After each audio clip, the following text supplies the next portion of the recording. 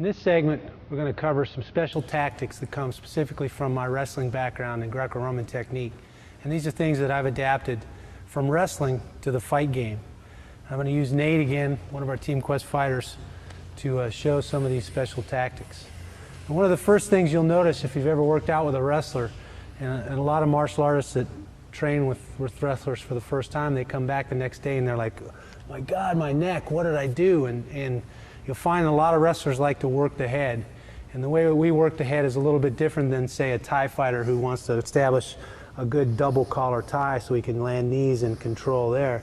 We tend to use not only our dominant positions that we've covered in other segments from the underhook or double underhook, but we use a collar tie a lot, a single collar tie. And in using that single collar tie in combination with an underhook, you can set up a lot of things and be very controlling and very dominating and put a lot of pressure on your opponent. And if you've ever pummeled and done some of this fighting from the clinch range, it takes a lot of gas, it takes a lot of conditioning. And once you train that way on a regular basis, then you can use that intensity, that in-your-face kind of style of fighting, and use that conditioning as a tool against your opponent as well. So once you get in his face, you stay in his face, you don't give him a chance to breathe, you don't give him a chance to pause and think about what's going on. He's constantly on the defense. And so that's a very nice tactic to have in your arsenal. Now, using that collar tie, I don't want to just stand in front of my opponent and hold his head. Again, you see this in wrestling sometimes because both guys are using the collar tie and, in my opinion, using it ineffectively. What I want to do is off this collar tie, I want to create angles. If I stand in front, he can collar tie me, he can do the same thing, and we get into this changing inside ties or collar ties, and neither one of us is very effective. But if I use a little forward pressure, bring my elbow down and in and put it in the chest of my opponent, pull his head forward a little bit so that he's hunched over, and I create an angle as I move my hip towards his hip. Okay, now I'm not standing in front of him. I've moved away from his free hand. I'm blocking his near hand. I can be I'm kneeing or punching or elbowing. And what I want to do is I want to keep him off balance sides. Okay, underhook from one side to the other using that collar tie. And I'm just going to keep working his head, and the more he resists and the more he tries to stand up, the more tension and the more difficult it is and the more tired he starts to get. So I want a chance by moving my feet from one side to the other. Okay, so I become a little more unpredictable. I'm not just straight ahead out here in front in a more traditional tie collar. Moving, changing that angle from side to side. Okay, and now when you start adding strikes and attacks to that position, it becomes pretty devastating.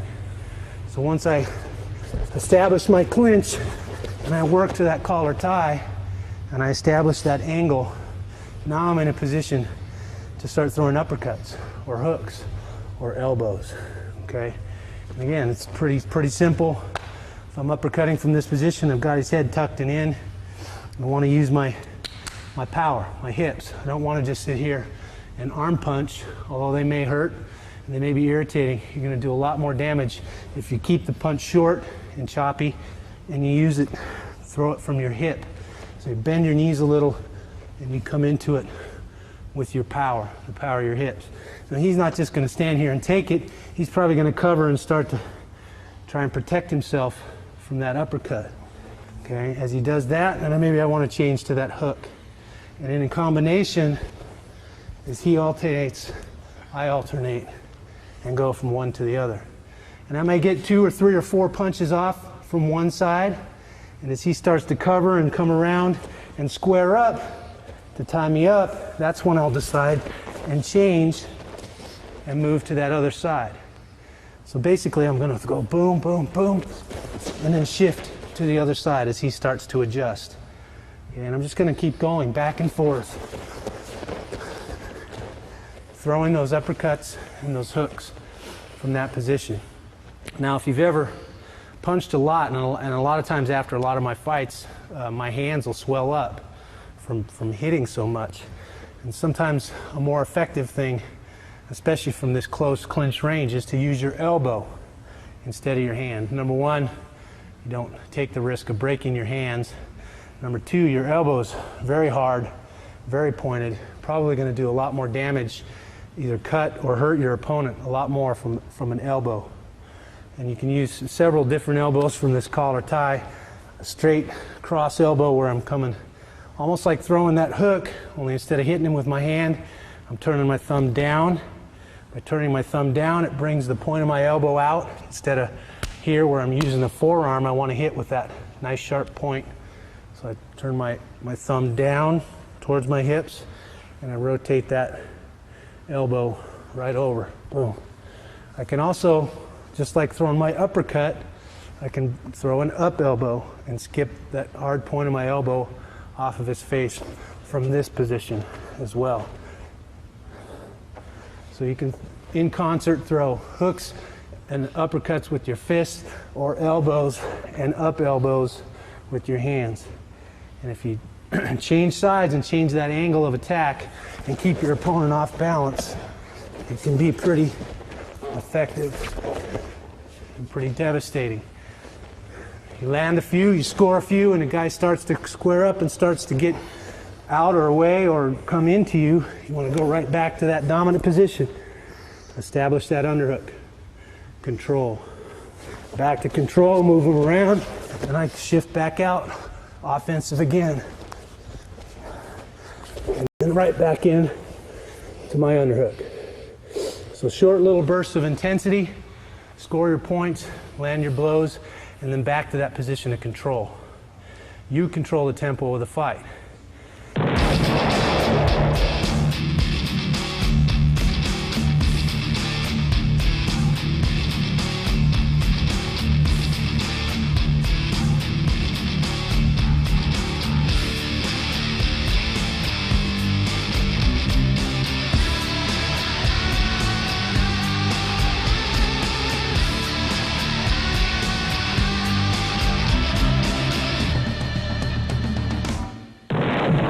One thing that I like to do, especially from this underhook position here, is as I rotate and use the collar tie, I start throwing a lot of knees from here. When you're this close, and you see a lot of Thai fighters, they do this kind of skip knees and knees up the middle. They're very effective.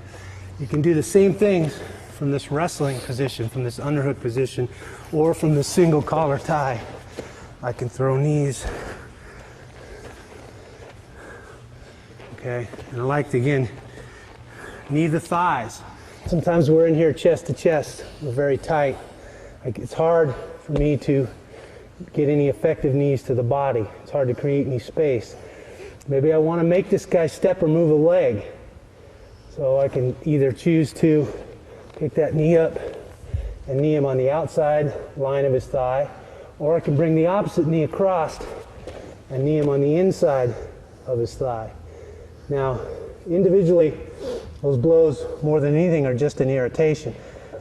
But if you've ever had a Charlie horse or had somebody punch you in the thigh real hard, there's an accumulation there that over time become very irritating and cause, some debilitation, a lack of mobility if you really tear that muscle up. In other words, they just hurt. There can be effective tactics to create opportunities for other things and just a general irritant to your opponent. So I like to, again, knee to the front, side, or inside of the thigh from the collar tie or from this dominant position, the underhook, here. Doesn't matter where you're at here. I can feel where his legs are, and I can knee him in those thighs. And it kind of sucks. Okay, again, from the collar, I have access, especially if I have him trapped against a solid barrier here. I've got his head, got an arm, I can knee those thighs. Okay, and then you move up into the midsection. Same thing, I've got that dominant position, that underhook, that collar tie.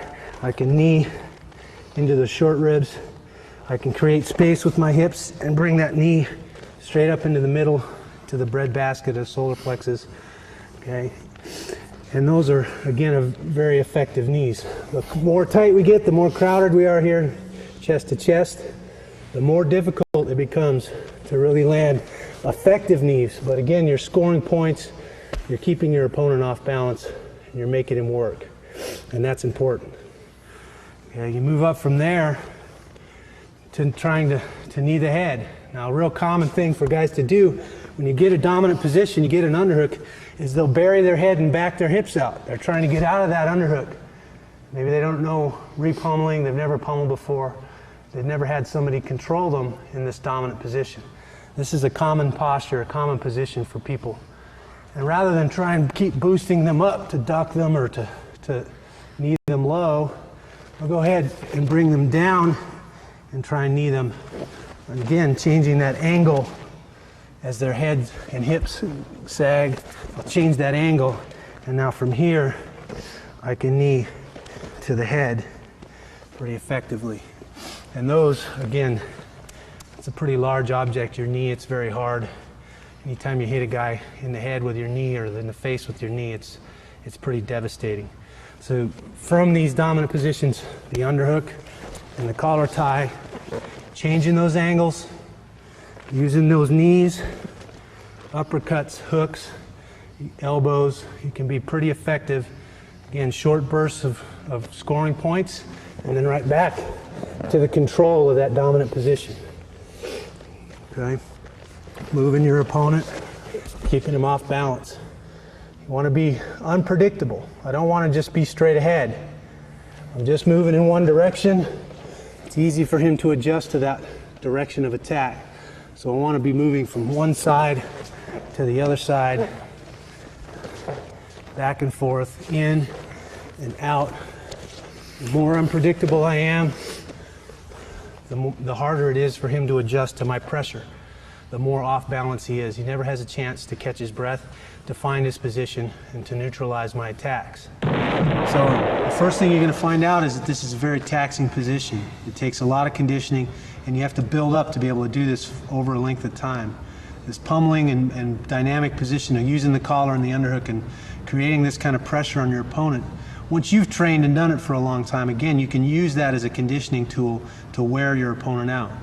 And that's very, very important. And I think you'll find that the intensity that a lot of wrestlers bring to this sort of thing is what a lot of martial artists or more traditional martial artists have trouble with. And we're going to go from using those elbows and uppercuts and hooks from that collar tie and landing those knees to a dominant position, but I'm going to modify this underhook that I use as a dominant position. And from that modified underhook, what I'm going to do is from this chest to chest position, I'm going to bring my underhook in and wrap my hand to my opponent's face. Okay? And this is going to do a couple of things. One, if I push his face away, I've got some counter pressure here from the collar tie. If he wants to punch me with that hand, I'm going to use that elbow on that collar tie to keep him from hitting me in the face. I'm going to create counter pressure by pulling his body into me this way and pushing his face away from me that way.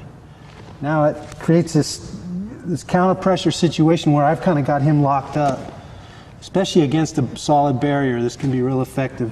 And now from here I can land a lot of knees. Okay, I can do a lot of things with my legs and knees to really irritate him and hurt him. And what I like to do from here is I like to cover his nose and mouth. Make it difficult for him to breathe. Again, make it hard for him.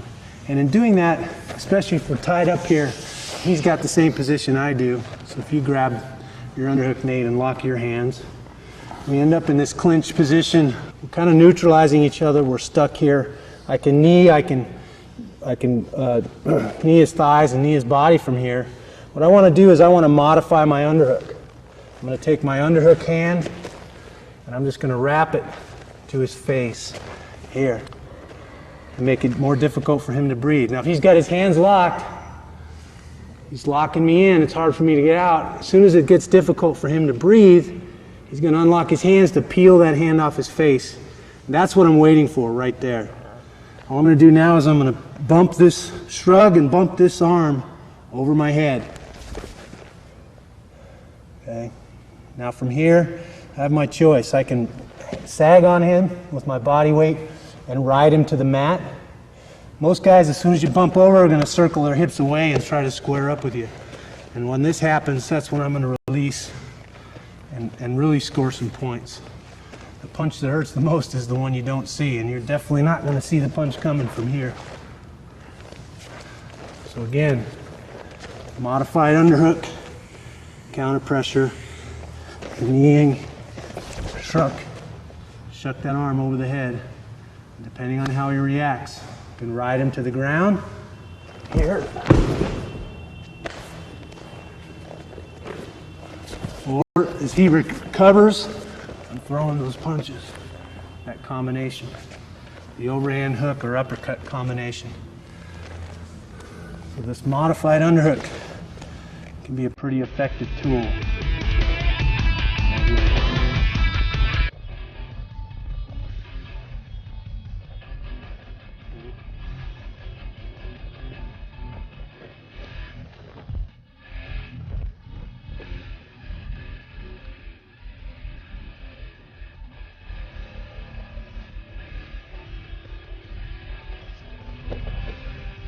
Squares up.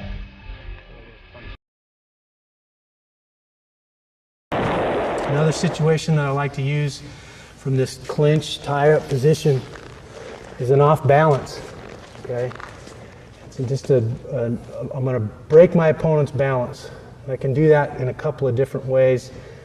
From this underhook position, we talked about controlling that danger zone and kind of having that feel and having your hips in. Okay, from this underhook position, all I'm doing is planting my foot right inside of his foot. And I don't have to look to do that. I can feel that. I can feel when my knee is against his thigh. I can feel my foot in his hip. Okay, and that's what I'm looking for. And now, like taking the leg out of a three-legged table, I want to bump that leg straight back. I'm bumping it out at an angle with my knee inside his. I'm shrugging my hip, bumping that out. Now as I bump it out, I want to take a half a step back and create a space for him to fall into between us. Basically, I'm going to snap him down or off balance him from this knee bump. Okay, and I'm doing this from my underhook. So the timing here is as I bump that leg out, I'm going to pound on his shoulder blade and knock him down. Okay, so we're here, we're in this clinch, we're fighting for position. I've got a nice underhook, a dominant position. I can feel my thigh and knee right inside his thigh and knee. Okay, I'm timing the bump with the pound. So I'm bumping the leg out and pounding the upper body forward. I take that half a step back to create that space for him to fall into. And if for no other reason, and if you're tied in here, and you're feeling like you can't get out and create the position or manipulation that you want, I can bump him off balance to change the situation. Maybe he doesn't go all the way to the mat, but I bump him off balance so I can get my head back over to my underhook. Or I bump him off balance, I can snap him down, catch his head, knee him. Okay, pull him all the way to the mat from here, from this front headlock position. Is a good technique. Okay, maybe I just want to bump him off balance to create space to score. Throw a combination, throw a knee. So that off balance, bumping that leg and pounding that bat can work in several different situations and create offense for you, change the situation so that you can become in a more dominant position or create opportunities for you to land strikes. Again, doing it now from my underhook. Okay, I've got a dominant position. We're jockeying for position. I feel my hip and thigh come inside. The other side of that coin, I can do this from his underhook. Okay, he's trying to get an underhook. He's trying to get inside position. He's trying to establish dominance. Okay, I'm feeling like he's starting to get there, or maybe I'm baiting him. Maybe I'm letting him start to slide that underhook in, okay, so that he starts to push, he starts to feel like he's getting position, and now, again, I slid my leg right inside his leg, In the same position, only I'm over the top. He's established inside control. I'm going to do the same off balance. Okay. So, first one was from my dominant position, me being inside. Second one, from his dominant position. He's getting inside position. Whether I just let him come in that far or he actually achieved that on his own, that's up to you. Obviously, he gets the dominant position. You've got to find a way to repummel. You've got to find a way to get out of here. He's going to control you. This could be that option. Okay. Maybe you're having trouble executing any technique on this guy. So you're going to bait him a little bit. You're going to let him have that little bit of an underhook. Now, obviously, I don't want to give it to him clear up here. It's not going to do me any good. It's going to be very hard to get out of an underhook that's clear up there and locked in. But I'll let him in just enough so he feels like he's getting some position. Now he's going to start to drive. He's going to start to push to get that underhook, which is what I want him to do because I want to bump that out. Okay.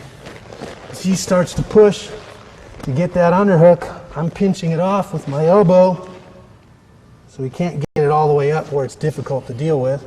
It's shallow, stepping right inside, bumping. Okay, again, creating that space for him to fall into. Okay, so you have two sides of the coin there. My dominant position or the start of his dominant position. Okay, there's a third option there, and that's where we're here again in that kind of that over-under position. Okay. Now instead of going on the side where the underhook is, I can also step across and bump that other side and off balance him on that side. Okay, so it's giving you a third option. As you can see, the options start to become endless. So my underhook's over here. Again, I'm kind of caught up in that 50-50 position where he's got just as much as I have. Okay. I can move my head to my underhook side. Now that the bump that we just covered on the point of control, the underhook side works. Or if I can't get over there, I can step in, okay, and bump on that opposite side. I'm bumping the cross knee. Okay. And again, change the position. Create an opportunity. Off balance your opponent. Keep him guessing as to what's going to happen here. Front headlock, knee, front headlock. Pull him to the mat. Just off balance him so you can create an opportunity to strike. Those off balances are very effective. You keep your opponent guessing, especially if he's giving you energy. He's pushing. It becomes a lot easier to off balance him. Okay, you're meeting his pressure and then you're bumping it out and releasing it. Again, bumping it out with your hip, creating that space for him to fall into. And that's real important. Okay?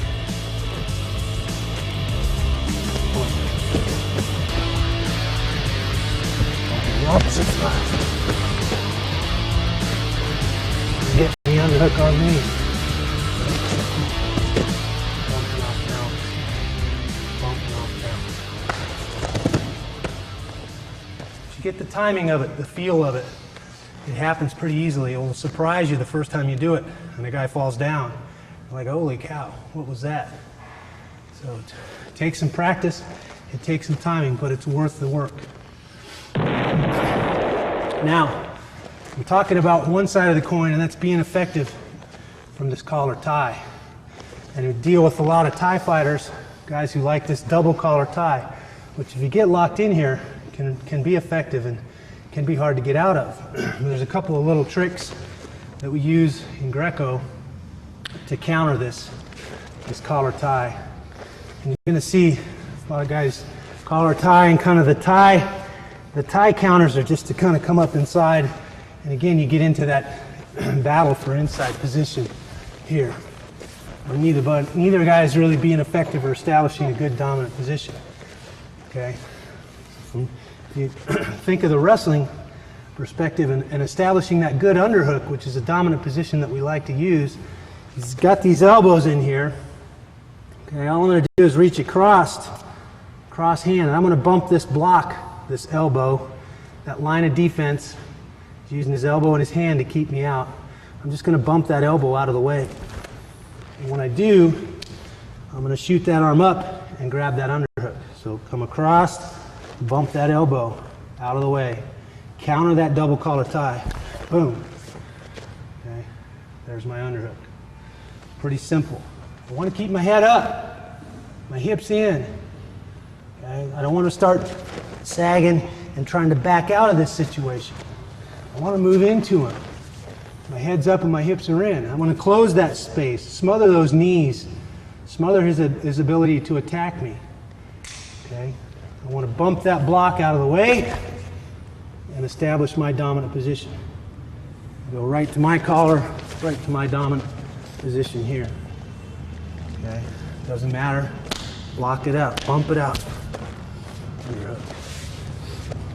Okay? The wrong thing to do is to back up. Take your hips away. You create space for those attacks. You want to crowd in, head up. Turtle your neck. With turtling your neck, I mean you shorten your neck. You just shrug your shoulders and bring your neck down in so it's not extended and quite as long. The way you can resist the notion that you want to bring your head forward and back out of those positions, you can turtle your neck, bring your hips in, and stand up straight. It takes away a lot of this guy's leverage and his options for strikes. So turtle your neck. Okay?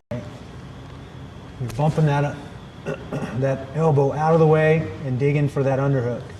And another option here as you turtle your neck is to just come outside of both arms, push those elbows together, and crowd into them. Now from here, you can slip your shoulders inside. Most guys don't expect you to move into them. They're used to people trying to push and get away, and back out of this situation. So when you turtle your neck and you move your hips up into them, you'll catch them off guard. You'll take away a lot of their leverage on your neck. You're still going to have to fight out of the position, but you're going to, again, do what they don't expect you to do, which is to move into them. Another option that I like from here, from this double collar tie, is I'm just going to take my hand outside and reach around and try and grab the far side of Nate's ear. Here. And all I'm going to do is walk that hip into Nate's body. So as he has those collar ties in, I walk that and pull his head into me, walk my hips into his hips, and it forces pressure on this elbow and pops that hand off. So he's got that collar tie, just walking in, popping that hand off. As soon as that hand comes off, I'm going to dig for my underhook or my dominant position on that opposite side here. So again, I'm reaching around, grabbing the far ear, walking my hip into his hip here. Okay, popping that hand off. As soon as that hand pops off, I'm digging for my dominant position on the opposite side. It can be a real effective way to go ahead and getting out of that.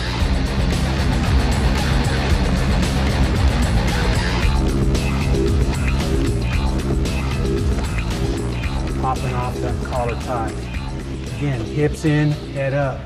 Now, kind of a special tactic that I've been using a lot lately on the ground as well as on the feet, especially when you have a guy trapped, you're in this clinch position, and that's to use a good shoulder punch.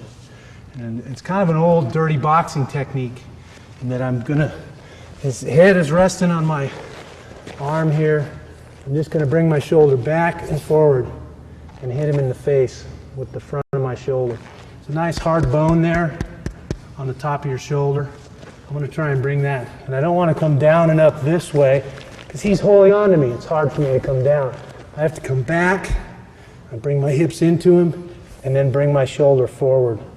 You can do the same thing when you have a guy trapped on the ground, but it's also effective. Again, little things you can do to change the position, to make this guy react to you, to irritate him, to frustrate him, to make him work.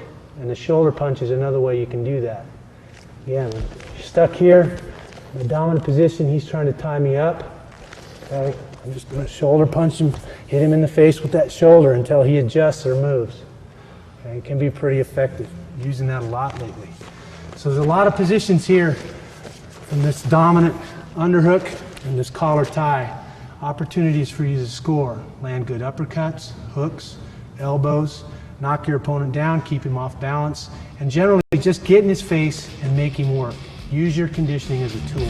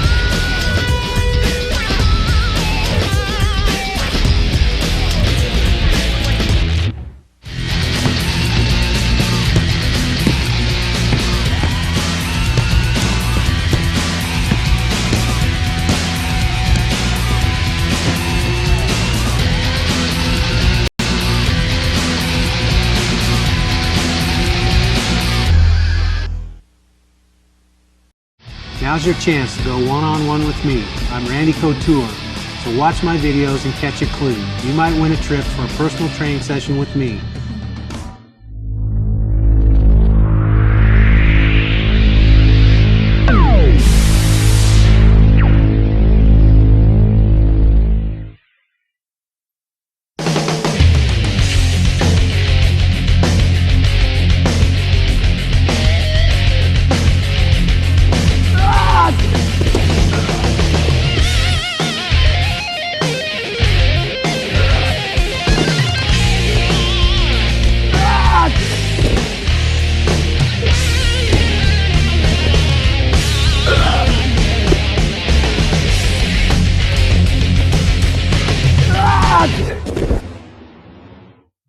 In this tape, we want to talk about clinch fighting and establishing dominant positions and exactly what those dominant positions are.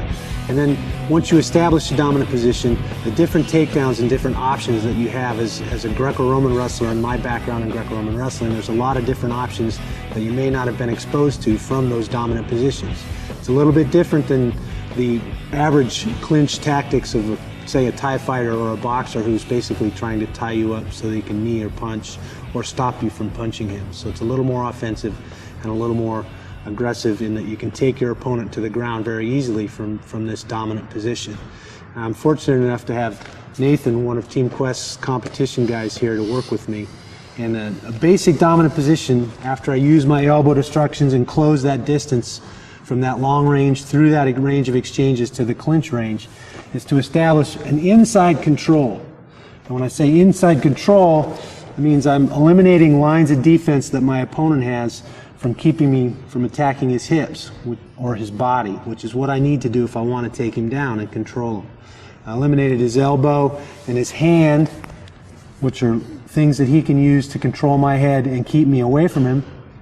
Okay. I also am eliminating his head, which is something that he can put between us to keep me from attacking him as well.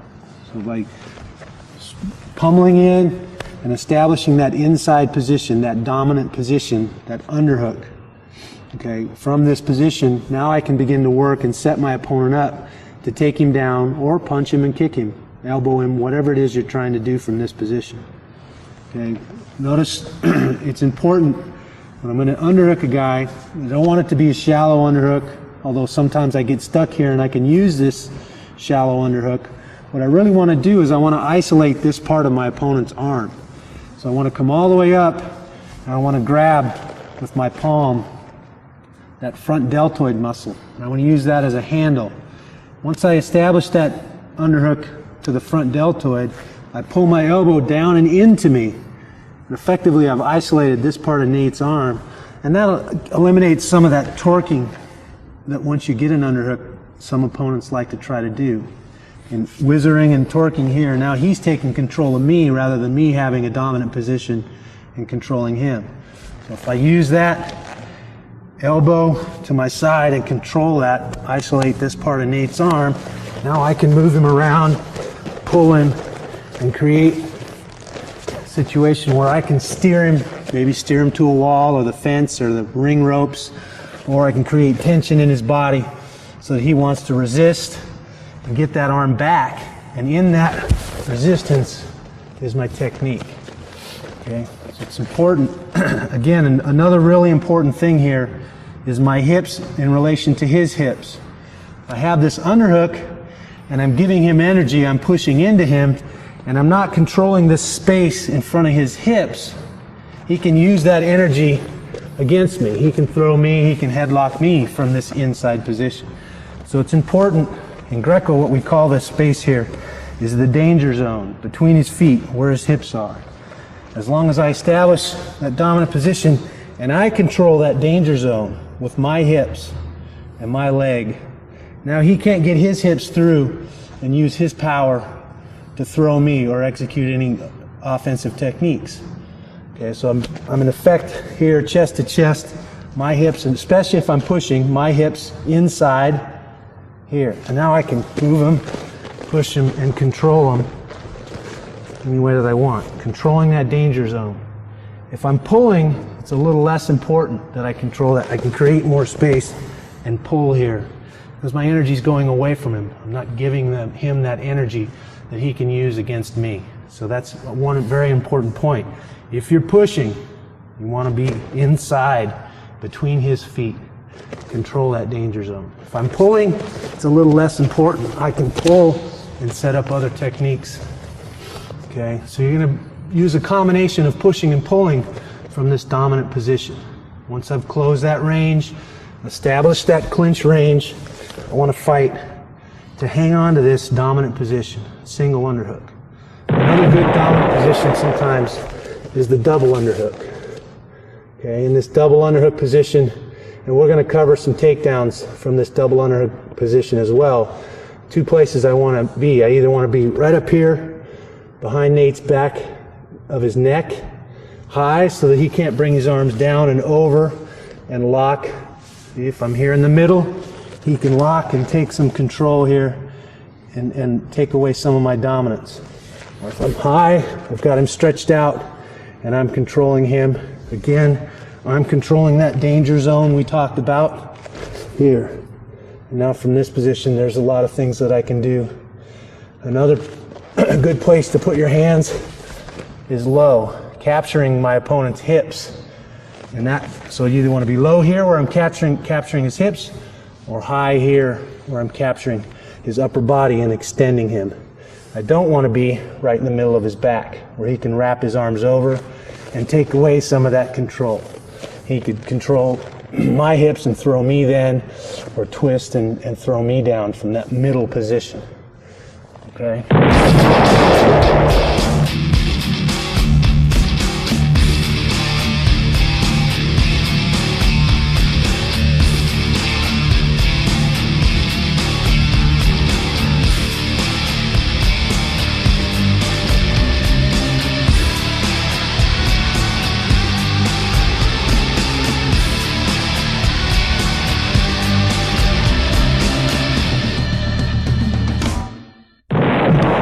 Takedown technique that I like to use and try and set up from this position.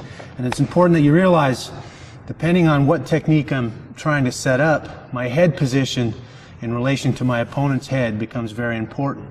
For some techniques, I might want my head over here on the opposite side of my underhook. For the most part, to be dominant and to be effective, I want my head close to my hand on the same side as my underhook. Okay, again, controlling that danger zone. I can't emphasize that enough. Get careless here, and especially if you push in, you're going to get headlocked. You're going to get thrown, and that's never fun. You want to control that danger zone, head on the same side as your underhook. And now I like to block. You can use the wrist, but generally it's pretty easy for your opponent to roll that wrist out. And if he's got a free hand in a fight, generally you're going to be eating leather. So I like to create that wedge and block on the bicep here above the elbow. I've kind of got counter pressure. I'm pushing away on the bicep on this side. I'm pulling down and in with the underhook on that side. And now I can steer my opponent and move him around and create those manipulations for takedowns and attacks. The first takedown and attack is a simple duck under. Now I have my option. This guy's probably going to be trying to free that arm so that he can punch me with that hand, or at least free that arm so he can re-pummel and establish some position of his own. So when he starts moving that arm around to try and free it, I'm going to use that energy that he's giving me with that arm to duck under. Okay, so he starts moving that arm around. I'm ducking under. I want to pull. I'm going to pull myself through and duck under here. Okay, now I want to drive my head through his body. As I come around the corner, I'm going to attack his hip. Okay, so I'll move him a little bit here. I duck under, and I'm going to come around the corner, driving my head into him here. Now he's going to get his Christmas goose a little early here, but it's important that I'm not picking up his leg, but I'm picking up his hips. Okay, I want to pick up his center, his hips. So again, I duck. I'm going to go elbow deep through and pick up his hips here. Again, level change with the knees, not bending at the waist.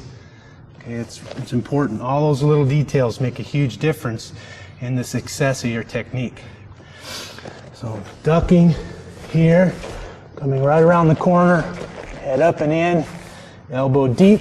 I want to capture his hip here. Now from here, I'm just exploding. I'm going to pull with this hand and rotate him to his shoulder and back. So I duck here, and I will put him right on the floor.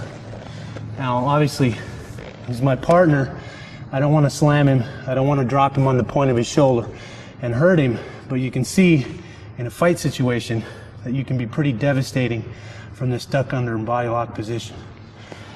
So again, ducking, hands coming around, elbow deep, pulling and twisting as I lift. And I come out in a nice, dominant, cross-side position once we hit the ground.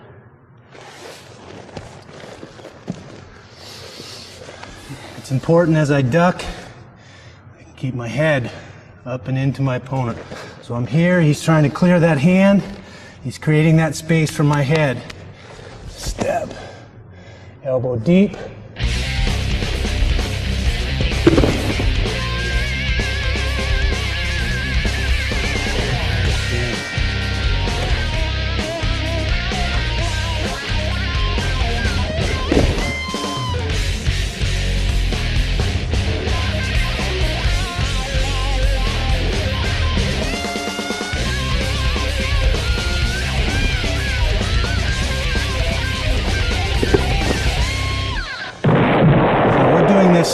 Kind of by the numbers and stopping in position to emphasize the different positions, but in real time when you execute this technique it would be all one motion. It's very explosive and dynamic.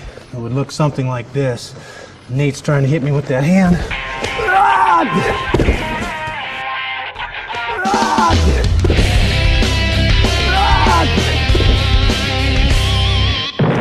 No option from this underhook dominant position for a duck under. Instead of ducking the far side, is to duck this near side. Again, I have control over this side of his body. I'm isolating that arm. I can easily raise my elbow and create space for my head on this near side. And then I would finish, once I execute that duck under to the near side, I would finish the same way.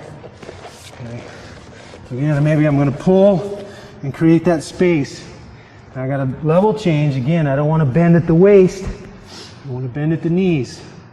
Level change, rotate my head through that hole I created. Come right up, my head again, driving up and into my opponent. I don't want to go around him so much as go through him. Free hand, the underhook hand is going to free and come right up the back. Rather than be on his waist this time like we were for the other duck under, this hand is going to come out up here on the shoulder. Still going to use this to pull and create that rotation, that torque. I'm still going to capture his hip, just like we did before, not his leg. Okay, so I'm capturing that hip.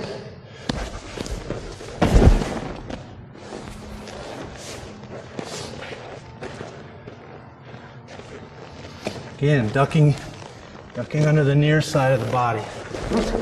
Here.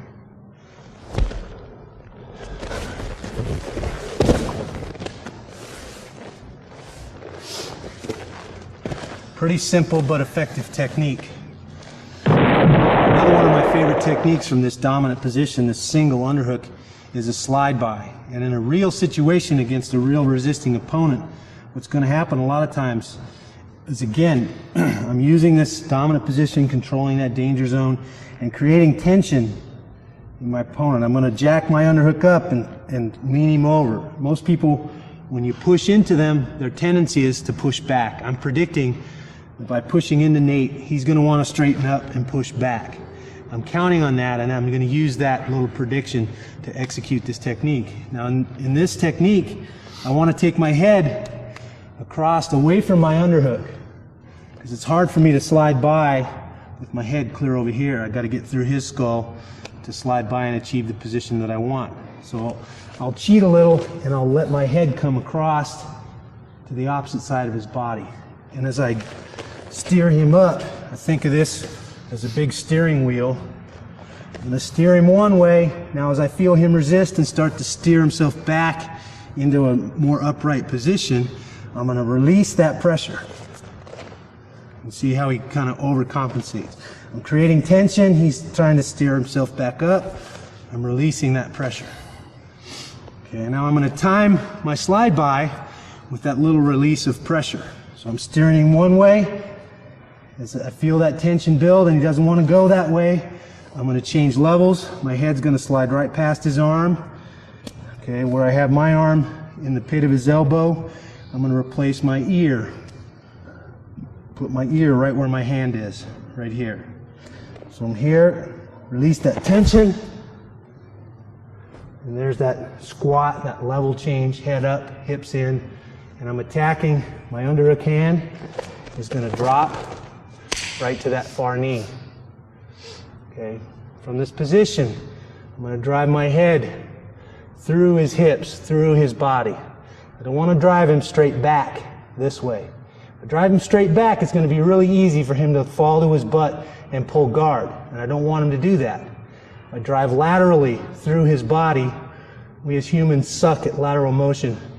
When I drive laterally through his body, I can straighten this hand and arm out and avoid his legs, hopefully, and keep him from pulling guard. So again, steering him one way, release, level change, attack, and now I'm going to continue to drive through him, straightening out that bottom arm, driving my shoulder into his stomach, and coming out in a cross-side position.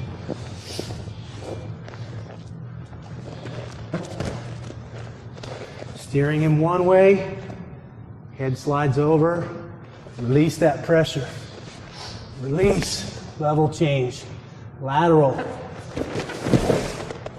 through his body, straightening that arm and hand out so he can't pull that leg under and achieve guard. And then I work right up to good cross-side position. Okay. So in real time, it would look something like this.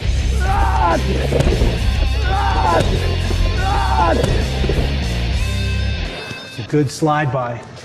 The nice thing about that slide by is you can use it when you've got a guy trapped against a wall or a cage or the ropes. so he's got his back against something solid. It's nice to steer him and slide by. Or you can do it right in the center of the ring. It doesn't matter. You can set it up in either place. Another nice, simple technique. And again, I emphasize simple in that if I miss the technique, if I don't get the technique, I'm not in a lot of danger. If I take a shot on somebody and I'm here and I screw the shot up, I'm underneath him. I'm carrying his weight. He can choke me. He can knee me. He can do a lot of things to me there. Where these are lower risk techniques in that if I miss my slide by and I don't get it, I'm really not in any danger. If I miss my duck under and he turns and faces me, I'm really not in any danger. I just missed the technique. I continue to fight and stay in a more neutral position. Low risk. It's really, really important. One thing I like to try to set up from this position, especially if we're in here tight and we're fighting for position, I'm looking for this lead leg. It's a simple foot sweep. And again, low risk is the key here. I'm pulling and circling my opponent. See how he moves his feet. Pull one way, he steps. Pull the other way, he steps. Again, that's something I can predict. That's where the art comes in this. I can predict and manipulate my opponent, make him step where I want him to step, make him move how I want him to move, or react how I want him to react. So I'm using my underhook, and I want him to step with that leg. In order to get him to step with that leg towards me, I need to move away from that leg, circle away. So as I circle away, here comes that leg. He steps to stay and keep me in front of him. As I see that leg move and come up, I'm just going to take my foot, the instep of my foot, and catch him right at the ankle. Okay? Pull, he steps, and there's my foot sweep. Very simple. Again, if I miss the technique, what have I lost? Not a whole lot. Still have good position. The worst thing that's going to happen is I'm going to kick him in the leg. Okay? So it's a good low risk attempt. You might get it, you might not. If you get the timing down, again, there's some timing involved in picking up this foot as it comes forward. Okay? Pull. There's that foot right there. I'm pulling on that underhook, manipulating him, making him step. Pull. There's that foot. Pull, making him step. I'm looking for that foot as it comes around. Sweep. The idea is to catch that foot before he plants it on the ground again. Obviously, if he's got his weight on it, all I'm going to do is kick him in the leg. So as it moves from back there to up here, I want to catch it. And it goes down. Pretty simple foot sweep. Get that timing, pulling on that underhook. Okay, so a real simple foot sweep. Another nice technique that I like to use from this dominant position is simply a high single leg. And all I'm going to do is, again, I want to make Nathan step towards me. So I want to circle away from that leg that I want to attack so that he has to step towards me. I'm just going to do a simple level change. I'm going to shrug this shoulder up over my head, almost like it's a shot put. I'm going to shot put that shoulder up. My blocking hand here is going to reach for the inside of Nathan's leg, and I'm going to change levels and squat to this position. What I want to do again is I don't want to pick up his leg. I want to pick up his hips. So I should let my lock slide right up into his groin, right up into his crotch, so that I'm picking up this near hip. So I'm moving him here. Again, heads up, hips are in, good, powerful, athletic position. Locked here. Once I get this locked, it doesn't matter what Nathan does. He can turn his hips and try and face me, okay, and resist. All I'm going to do is lift. My head's going to drive into his chest. My back leg here is going to cut the back of his thigh. And that counter pressure of my leg cutting back here and my head pushing here is going to topple Nathan over backwards. So I'm here. Okay, I lift and shrug him backwards here. This leg coming into the back of his thighs, my ear, my head, into his chest. Okay, again, Really nice technique when you've got a guy trapped against the wall. I've got him trapped there. It's easy for me to adjust down and capture that near hip, that near single, high single leg. Here. Pop, lift. Take him right to the mat. Again, coming out in a good cross-side position, avoiding that guard or the necessity of passing that guard if I have to. I'm going to make him step, level change, here, lift, okay, drive the head, bring the knee. Now in real time, it would look something like this.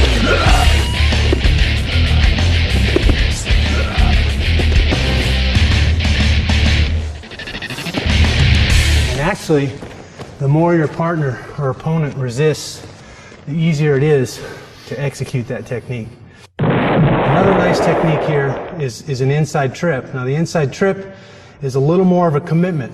I mean, if I commit to this technique, it's not as low risk is what I'm trying to say. I end up in this position a lot of times where Nate's got an underhook and I've got an underhook. Okay, and I want to set him up to inside trip him. Again, same pretense. I want to trip this leg, so I want to circle away so he steps with that leg. Okay, you see him step. So we're here and we're in the over-under. I don't have to see it with my eyes, I can feel it. I can kind of see it out of my peripheral vision. I know if I move this way and pull on his back, he's going to step with that leg. Okay, again, it's important. My head becomes real important here. As I inside trip, I want to take my head towards my foot. If I don't, if I just step here, he's just going to pick his leg up and step out. I haven't achieved anything. Now if I really commit to this inside trip, boom, and he just steps out, step out. Now I'm in trouble. I've put myself in a position, okay? So your head becomes very important. As I make him step and I commit to that inside trip, I gotta take my head towards my foot. Another thing I like to think about is I'm gonna make a triangle with my thigh, lower leg, and this underhook hand. So as I step, I make that triangle right here. And I'm just sagging my weight through Nate's hip. He can't move this foot to step back and keep his balance. He goes right to his back. Here. Now, a little different here is that we end up in the guard position. So now I've got to concentrate on how I'm going to pass Nate's guard. But again, an effective technique. Circle away, he steps. Take down with an inside trip. Okay. Circle away, he steps. Inside trip. Okay. This again is another nice technique that you can use when you've got a guy trapped against a fence or a solid barrier. It's easy for me to step in here and take that leg out and create that space for him to fall into. The inside trip is real nice. Another technique, again from this dominant position, and we're just going to rattle off techniques because there's so many options. There's so many things that you can do from here, and you got to figure out which ones you like, which ones fit your style and your body type. But another nice technique from this position is a knee block. Okay, and what I'm going to do from the knee block, unlike the last couple that we've covered, where I was manipulating him to step with his near leg, here, I want to make him step with his far leg, the leg that's away from my control point here. So I'm going to circle away from that leg. See how he stepped? He's going to react to your motion. He's going to react to keep you in front of him. So as we're fighting here, I'm just stepping away, making him step with this leg. All I'm going to do, again, I don't want to keep my head over here close to my underhook because I'm attacking this side of his body, a lot like I did on the slide by. I want to let my head float over here, closer to the point where I'm attacking. I'm going to take advantage of my opponent's lack of lateral motion again. All right, make him step, level change, and I want to block him right at the knee. I'm going to run my hand through his chest. And I want to drive him back this way. Again, I want to drive him laterally. He's going to fall easier, he's going to go down and have a lot less options. Plus, I'm going to be able to hopefully avoid his guard if I drive him laterally. Okay? So I make him step, drive him laterally. And you'll notice, as we come down, I draw an imaginary line between him and me. I don't want to get tangled up in his legs. I don't want to come down on his knee. Okay? So I draw an imaginary line between us. As I knee block and run him over, I'm going to stay on my side of the line, and he's going to stay on his side of the line. I'm running him laterally through that block, and I slide right in to my hip, right into that cross-side position here or here.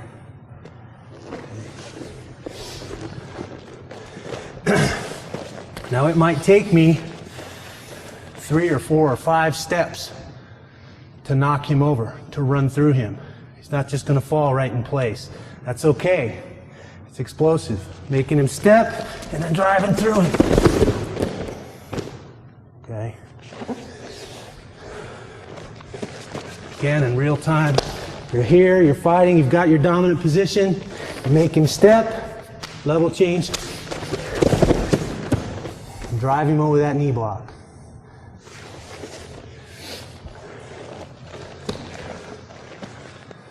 Okay, pretty simple. Again, low risk technique. If I miss it, I know right here if I'm going to get it.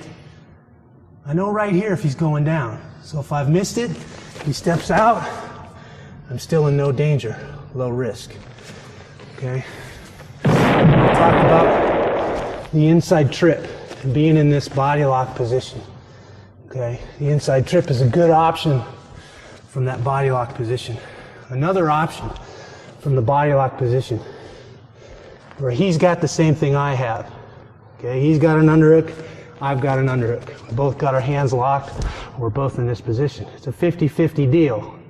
If he knows anything and he executes first, he's going to score. He's going to take me down. He's going to knee me, punch me, whatever the case may be. It's a 50-50 position. Okay, so I don't want to hang out here. I don't want to spend a lot of time in a 50-50 proposition. I want to either change my head and establish a good dominant position where I have control, okay, or get about executing some technique from here. An inside trip. Okay, in this case, what I'm going to do is capture his hips and just body lock him, bear hug him to the mat. What I'm doing is, again, I don't want my lock up here on his back. I need to capture his power, which is his hips. So I'm going to step and suck his hips into my hips. As I do, I'm blocking. His foot's coming around. I'm digging my knee into the back of his knee. Okay, you can see how off balance he is already. I'm basically pushing his hips and upper body over his knee. Okay, but I'm using my legs and hips to do it. So we're here, 50-50 proposition. I'm going to suck his hips in, block that knee, and now as he starts to fall, I'm rotating my back leg around and replacing my initial knee that blocked his leg. I'm going here, here. Again, we come down right in that good cross-side position. So it would look something like this.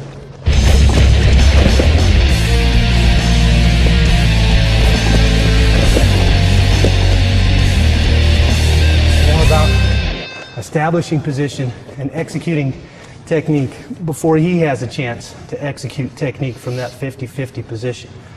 Okay, it's real important. Another thing I can do from this body lock position, and one that I kind of like, again, it takes some timing, and again, reading my opponent's hips and feeling where he's at from this over-under position, is just a simple twist or off balance. What I want to do is, I feel his underhook. I'm going to lace my hand over his elbow and under by his tricep. And now I'm going to pull with my underhook here, and I'm going to push on his side with my wrapped or weaved hand. And if I do that, you can see how his shoulder moves towards his ear. Boom. I'm off balancing his upper body. Now I'm going to coordinate that little twist or off balance with a step and my hips. Again, your power comes from your hips. In order to do this, I'm going to have to use my power or my hips to move his body weight around that corner. Now, I don't want to, and a real common thing to do here is to just switch your feet. That's not what I really want to do. That doesn't get my hips or my power into his power. So I start in here with my left foot or my underhook hand forward. When I go, I'm stepping forward, penetrating his danger zone there with my back leg. Okay? So I'm here, I'm weaved, I'm stepping. You see how my hips come up underneath his hips. Here. And now I'm going to twist, basically steering him or rotating him around that 180 degrees. Okay. Here, the other side, same thing. Okay. Pulling here, pushing here, twisting with the hips.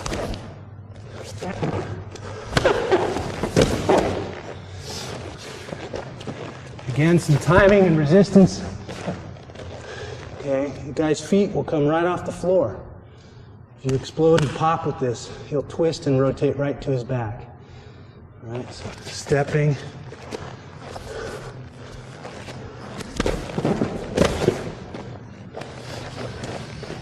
Okay, so we're here, we're pushing, we're pulling, we're fighting in this position.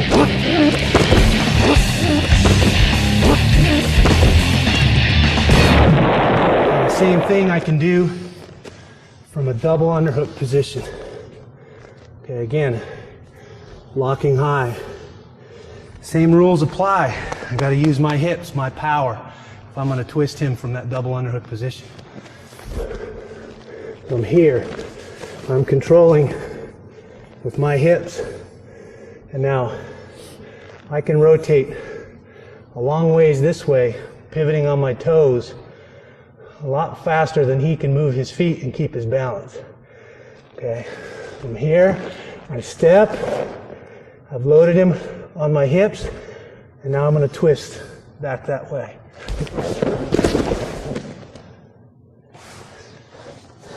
Okay, so whether you do it from a single underhook, where you're stepping and twisting, or from the double underhook, where you're stepping and twisting, the technique with your hips and the step and the basic technique is basically the same. You can do it from the single underhook dominant position or from the double underhook dominant position.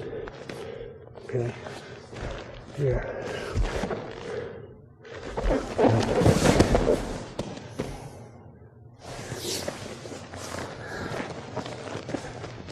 Same thing is true of the inside trip. In this double underhook position, all I need to do is circle away here. Like an inside trip from that double underhook dominant position. Pretty low risk. The only thing I don't like about it is I come down in his guard. I still have to pass his guard. But it can still be an effective takedown, especially against a guy you're having trouble manipulating. You're having trouble controlling. I get him here, and I don't want to let him go from here. I want to make him fight from here. Steps.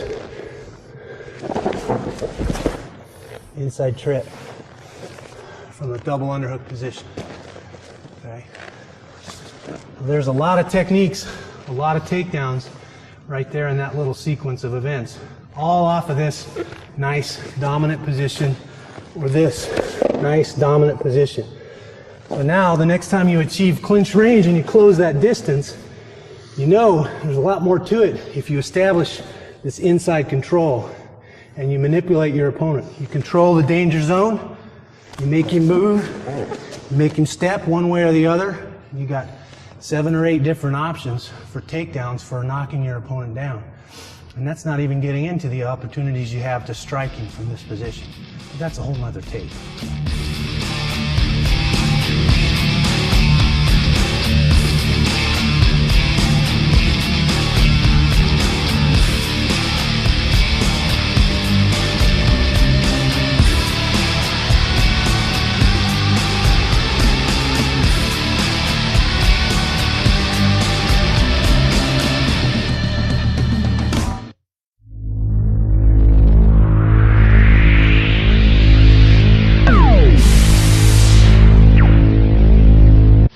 Now's your chance.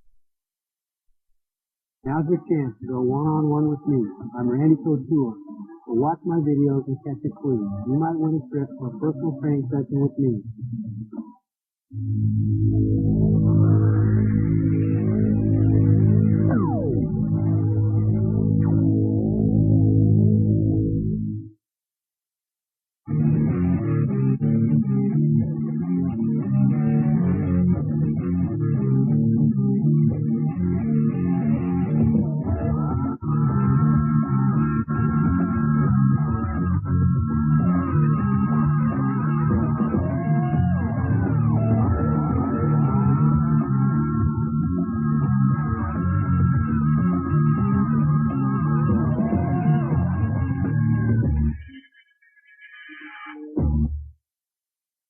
You take the striking out of these events and you have a grappling competition. And today in this segment I want to talk about grappling takedowns. My name's Nathan here, this is my assistant. We're going to cover some tie-ups, some hand control, and some different setups and then a few different takedown situations for grappling events. Now, the first thing you're going to realize when you're dealing with a grappling event is that your stance is going to change. I no longer have to worry and protect my head so much and worry about being kicked or punched. What I have to do is protect my hips. They do keep me being taken down.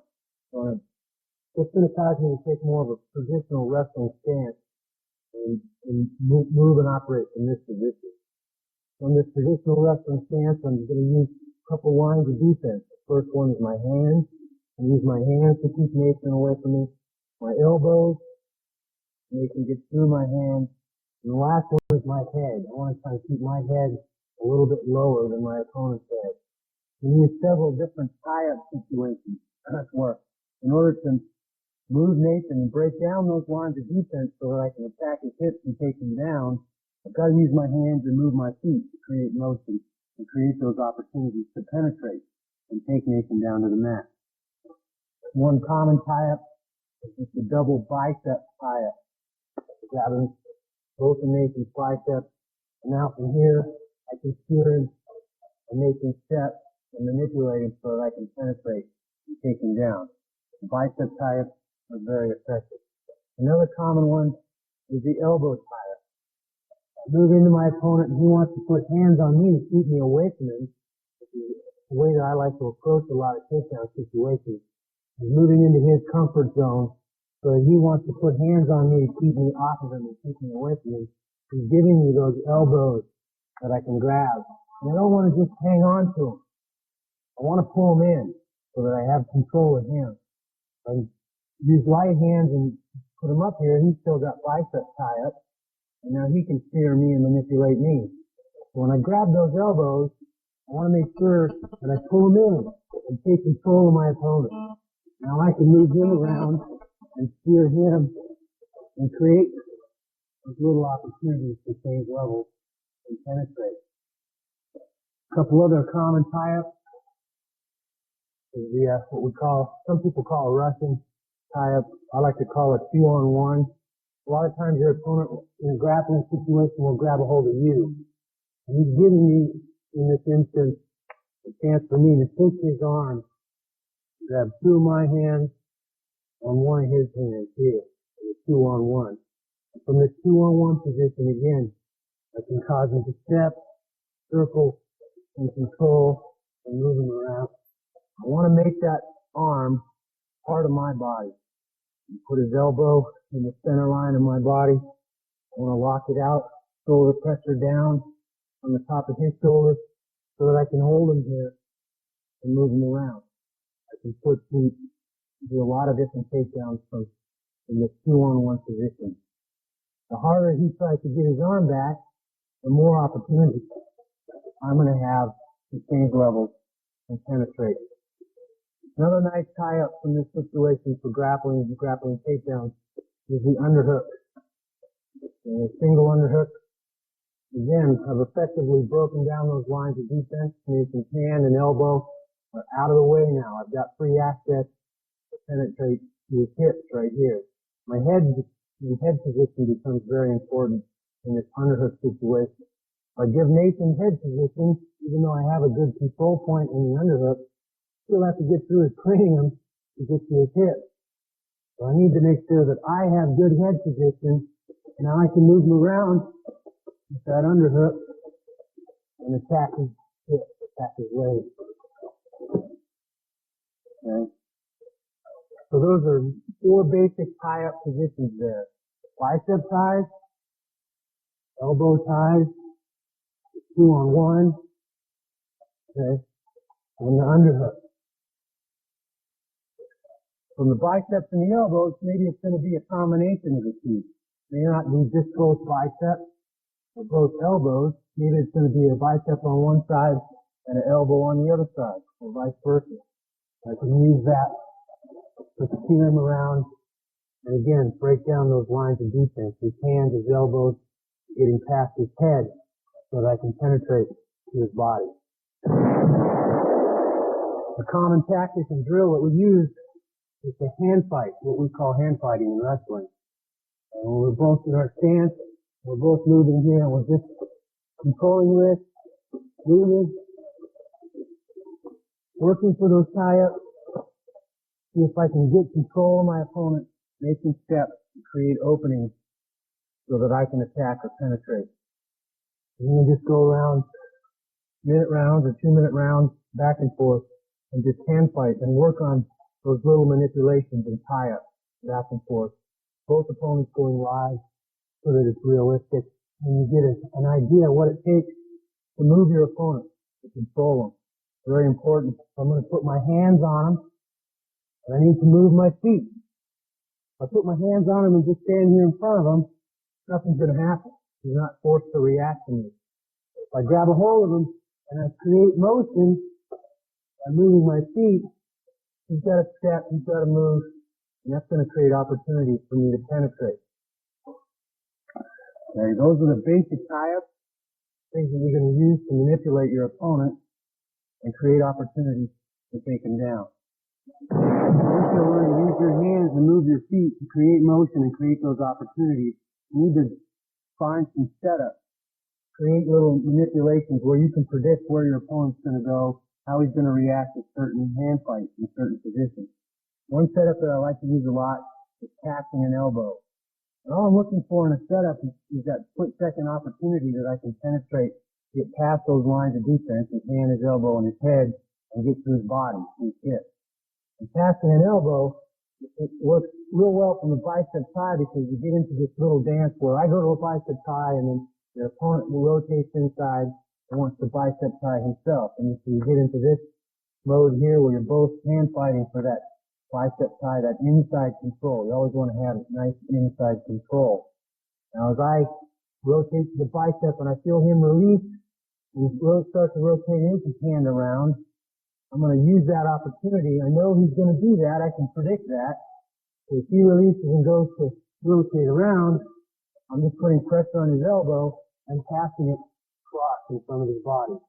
Notice as I pass that elbow and take advantage of that little opportunity, those lines of defense are out of position so I can penetrate his body. I start my level change for my penetration so that I can feed off of that little setup. So the elbow pass is a pretty effective way to set your opponent up, create that opportunity to penetrate and take him down. Another common setup that I like to use is an arm drag. Okay, and I can set up an arm drag in several different fashions.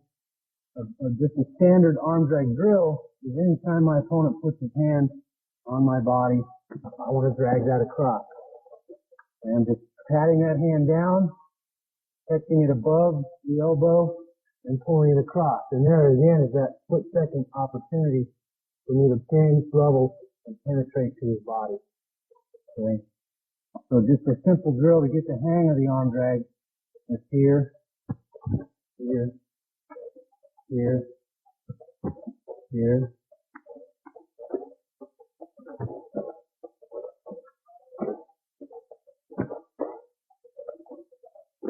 And if you start to get more comfortable with that motion of dragging your opponent's arm, you want to start to add the level change and the penetration to that. So put it up, drag it across and penetrate.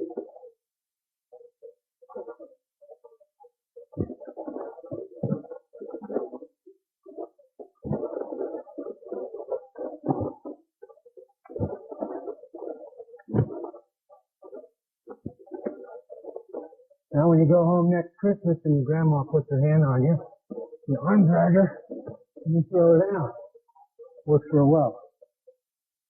The idea is that you do it enough so that it becomes second nature. Every time someone puts their hand up there, you're anticipating that, you're seeing that, and you're creating that arm drag and that opportunity to penetrate. Okay, we talked a little bit about the 2-on-1 as a good tie-up, a good way to set up that 2-on-1 and use that 2-on-1. Again, it's to force your opponent to call a tie or put his hands on you. As soon as I move into his comfort zone, keeping my lines of defense in position, and he puts those hands on me, that's what I'm waiting for. I'm going to cross, sweep across. I'm going to rotate my shoulder, move my feet, and pull that arm across. That baseball grip on the wrist, elbows to the center line of the body. Now in this position is my setup. Whether I circle one way, I make him step with a single, or I make him circle the other way and put some pressure on him so he steps there. It depends on what technique I'm trying to set up. But being able to, every time he puts his hand up there, pull that 2-on-1 in, and again, eliminating those lines of defense for that split second, establishing some control so I can create that opportunity to penetrate. A real common way, and another setup that we like to use is that underhook. And there's several different ways to get into that underhook position. I can either be aggressive or I'm pounding the head. You know, and you're taking a risk in reaching for your opponent and putting your hands on your opponent. But if you have a goal in mind and you're trying to achieve a good tie-up position, then you're probably going to be all right. So I'm coming to the head. For some reason, your head and arms obviously are connected. You put some pressure on that head, create some space under that armpit for that underhook. So I clobber him, and there's my underhook. Okay. Once I establish that good underhook position, that control point, now I can start to move him, again creating that motion, eliminating those lines of defense for that opportunity to penetrate and take my partner down. Okay. Another common thing that will happen is, again, moving into your opponent so he puts his hands on you. Okay. Again, a little more passive approach. I want to move into him so he puts hands on me, and now I'm just going to bump this out of the way with my cross hand. As I bump it out of the way, I'm digging for that underhook position. Okay. And again, from here, I'm looking for that setup where I'm making him move his feet and react to me. Those are the basic setups that you're going to use to create opportunities to take your opponent down. We're going to demonstrate that elbow pass a few times in a more of a live situation, again, like the hand fighting that we did earlier in this segment.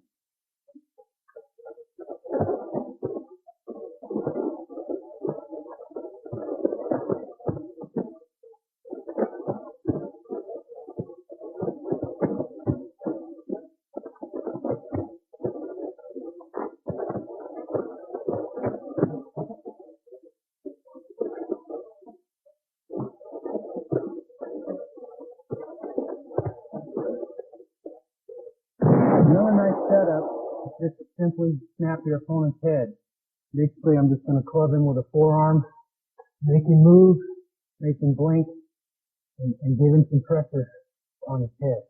If we're in our stance, I'm going to club him on the head, get him to respond. His head bobs as he recovers, and that's going to create that opportunity for me to penetrate off of that head snap. Pretty simple thing. Just clubbing him in the head. Using that forearm. I want to make sure when I reach for my opponent that I'm not reaching with that lead leg, the hand that's guarding that lead leg. It's not going to take him very long to realize that he's pretty close to that leg, and if I'm reaching my hands up here, he'll be able to attack that leg pretty simply. If I'm going to put my hands on my opponent, I'm going to do it with that hand that guards my trail leg, the leg that's furthest away from my opponent. That's important when you're working on a head snap or any other technique or setup where you're reaching and trying to put your hands on your opponent. So I'm going to keep that guard hand in position. He reaches for that leg that's closest to him. I can send that attack off. I've got my arm, elbow, and hand in between my hip and my body and my opponent. I'm going to mess with him if I'm going to set him up and use my hands. I'm going to do it first with that trail leg hand. Here.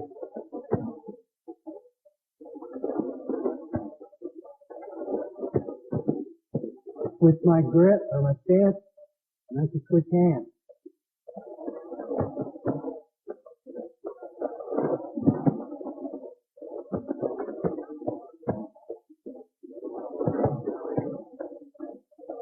Once I get that hand on him, I've got elbow in position keeping him out. Now I can bring that other hand up and use it as well to create the situation I need for a setup for penetration. And the first and simplest takedown that I want to cover is just a straight double leg. The most common, the first takedown you would teach a little kid if you're teaching him how to wrestle. Again, it involves some basic techniques or basic skills that you need to know for any takedown. The first basic skill is going to be a level change. Okay? Go from a head-to-head position. I want to bend my knees, keep my head up, lower my hips, and change levels with my hips by bending those knees. Here. Now I'm in line to attack parallel to the mat through my opponent. Common mistake is to not change levels and penetrate at an angle to the mat, but at some point back there, as my opponent moves back and tries to counter my takedown, I run into the mat, and that's as far as I continue to penetrate. If I change levels and move in a parallel fashion to the mat, I can go as far as I need to go to run through my opponent and take him down. So it's very important that you get this level change down so you can move your hips parallel to the mat and drive through your opponent. Now it doesn't matter, you can use a lot of different setups and a lot of different tie-ups to execute a double leg. You got to figure out, as you use your hands and move your feet to create those opportunities to take your opponent down, which ones are going to work best for you, for your style, your body type, your speed, your flexibility, your strength. All those things play into what kind of grappler, what kind of wrestler you are. And once you have that level change down, the next thing you need to learn is penetration, how to cover the space between my hips and his hips as I attack his body. And the hard part about that is I want to change levels first, and now from here, I want to cover that distance. Obviously, from outside an arm's length, I'm giving him a lot of time to react, a lot of time to counter my takedown. So I want to make sure that I'm not clear back here outside of an arm's length. I'm going to try and penetrate and cover that distance. The more time I get him to react with his hips and sprawl and stop me from taking him down, the less my chances are that I'm going to finish that takedown. So I at least want to be within an arm's length. I'm going to change levels and then penetrate. And I'm doing what's called a rock over step. I'm rocking over my heel toe to my knee. Right here. I bring that trail foot up. I have to change sides here. I penetrate, level change, penetrate, that trail foot comes up. I don't want to leave it back there. Don't have a very good base to it. Here I've got a nice foundation. Doesn't matter if Nathan moves away. I'm still here holding my own weight. I'm still here in a good foundation and in position. Penetrate. I want to make sure as I wrap my hands, I'm going to wrap them low on his calves. I don't want to be on his thighs. I don't want to be on his fruit of the loom. I want to be down on his calves. You're going to bend or control a tree limb. You don't do it in by the trunk where it's strongest. You do it out on the end of the limb where it's easier to control, easier to bend. Same thing is true here when I'm trying to take him down. Okay, so level change, penetration, bring that tail leg up, and now, very important, especially if I'm grappling and I want to avoid Nathan's guard. I don't want to just drive him straight back to his butt. I drive him straight back to his butt, come out right in his guard. And now from his guard, obviously I have to figure out a way to pass. Depending on who you're grappling against, that can be pretty difficult. So, once I level change, penetrate, tail leg comes up. It comes up for another reason. I need to drive off of this foot and turn the corner. Again, I want to take advantage of the fact that humans on two legs don't move very good laterally. Okay? I drive him straight back, I end up in the guard. I drive across his body, driving off this trail foot. I have a pretty good chance of avoiding his guard and taking him down. So from here, again, wrapping to the calves, I'm going to switch with this inside foot. I want to put my hips in line to go that direction, across his body.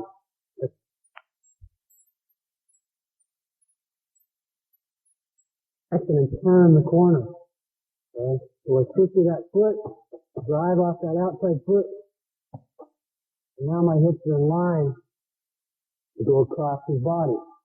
Exaggerate your head. I'm going to use my head to steer him to the mat. It's like an extra appendage, an extra arm, if you will. I'm using that head, looking the way I'm going, and steering him to the mat. Okay? So again, level change, penetration, tail legs up, twisting the inside foot, driving across his body, turning the corner. Okay. Now, as I turn that corner, level change, penetration, tail legs up, inside knee pivot. I'm going to drive across his body.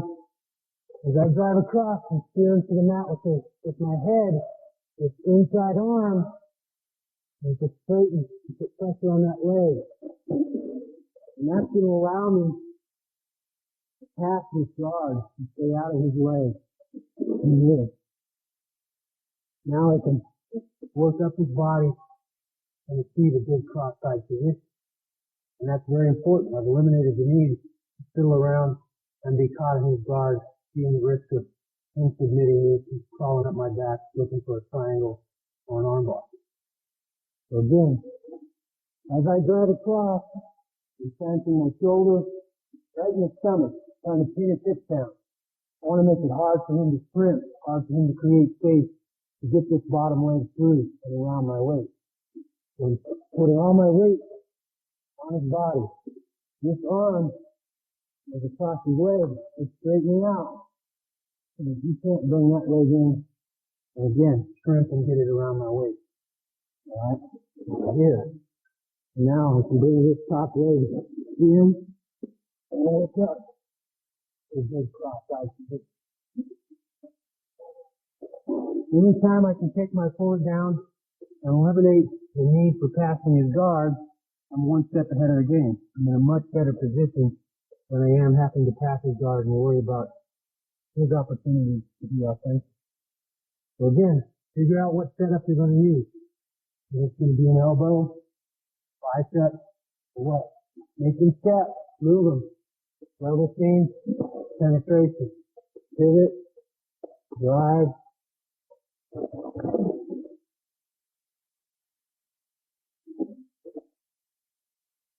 Okay.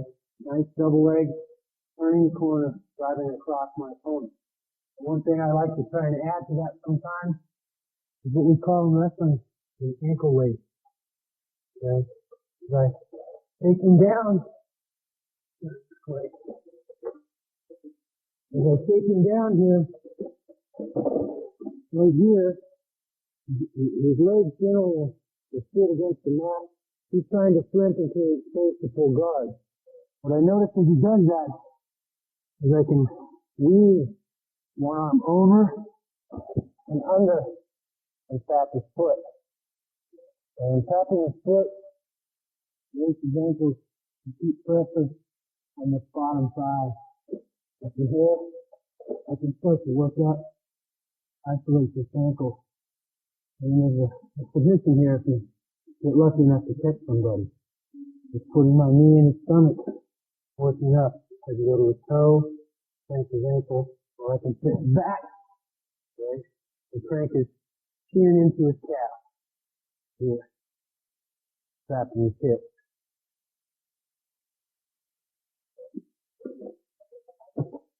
So, as you take your opponent down in that double leg, look for that ankle weight. A lot of times it's there, something you can pick up pretty easily. Do some double legs here. A little more real time, kind of give you an idea what double legs look like in real time at real speed.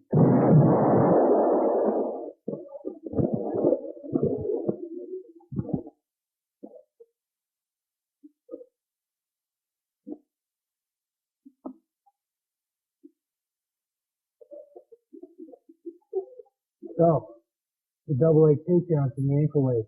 Turn that corner, good level change, good penetration.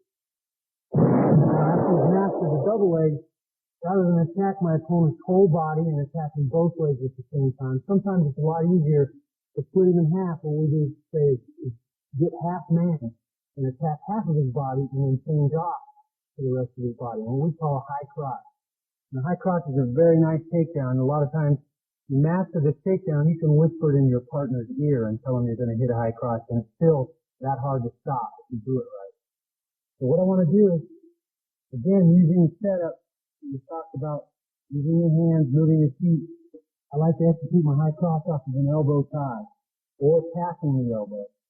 From that elbow tie, I want to circle so that I create this half man situation.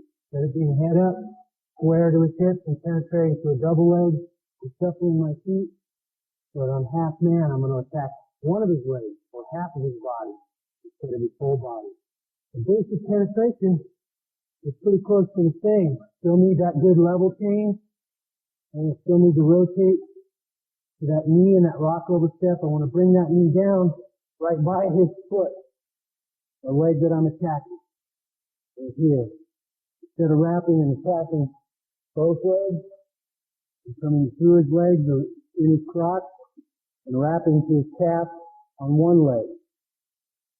That trail foot still has to come up.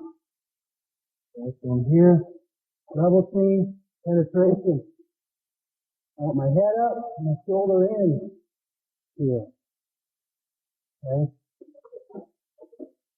As I penetrate, my head is up. I want my head down here. This is in good position. I can't carry much weight here, but he's definitely going to sprawl and give me some resistance. Need to be up, good foundation. My power, my hip, as close to his leg as I can keep it. If he's going to try and take this leg away from me and sprawl, I've got to be able to hang on to it and stay in position here. Again, good foundation, move away. I'm still carrying my own weight. I'm not leaning on him. I'm not out of position.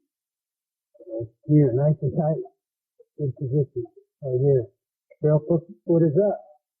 Still need that dry foot, because I still need to turn the corner to the high crotch.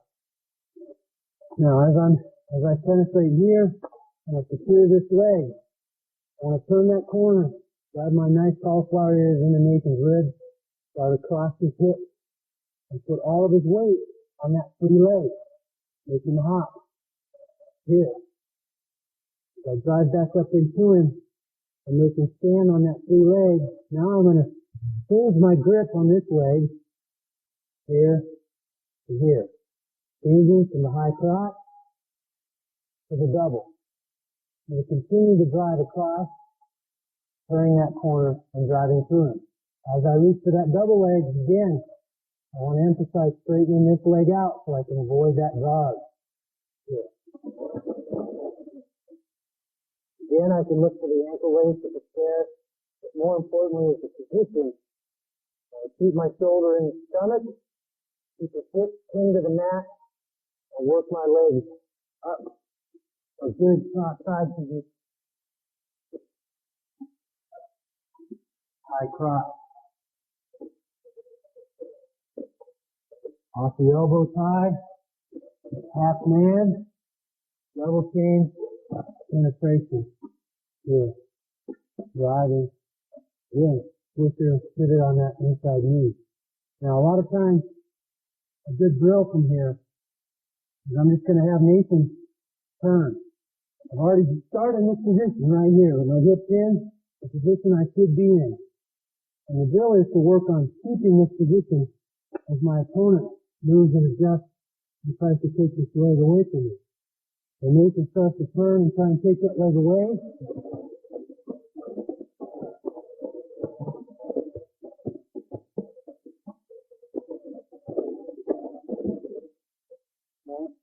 I pivot, turn, and stay in position so that I can bear his weight and finish that takedown. It's a very crucial point. I've done all the work. I moved him. I broke down his lines of defense. and I penetrated all the way in here, the hard part's done. Now I need to stay in position, drive through and finish this takedown, score those points, take this guy down. Okay? You don't want to get this far and then allow this guy to take you out of position and take your takedown or your opportunity away from you. This is a very good drill. Get in here, have him spin. Go ahead.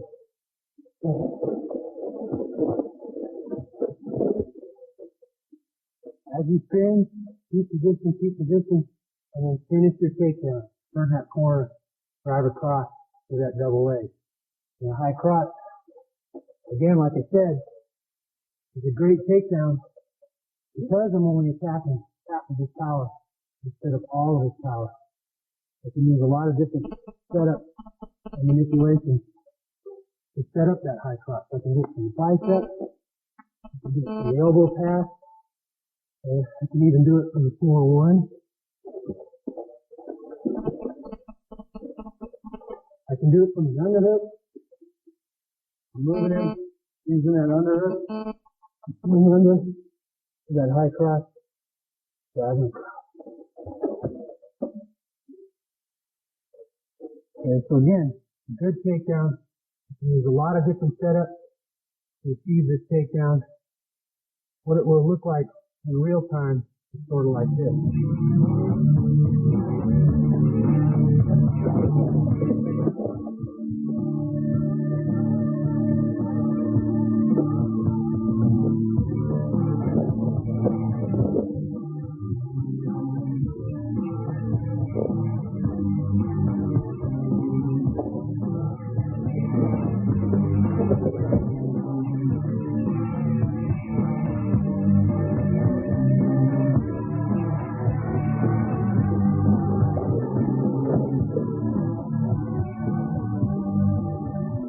That's the high cross takedown.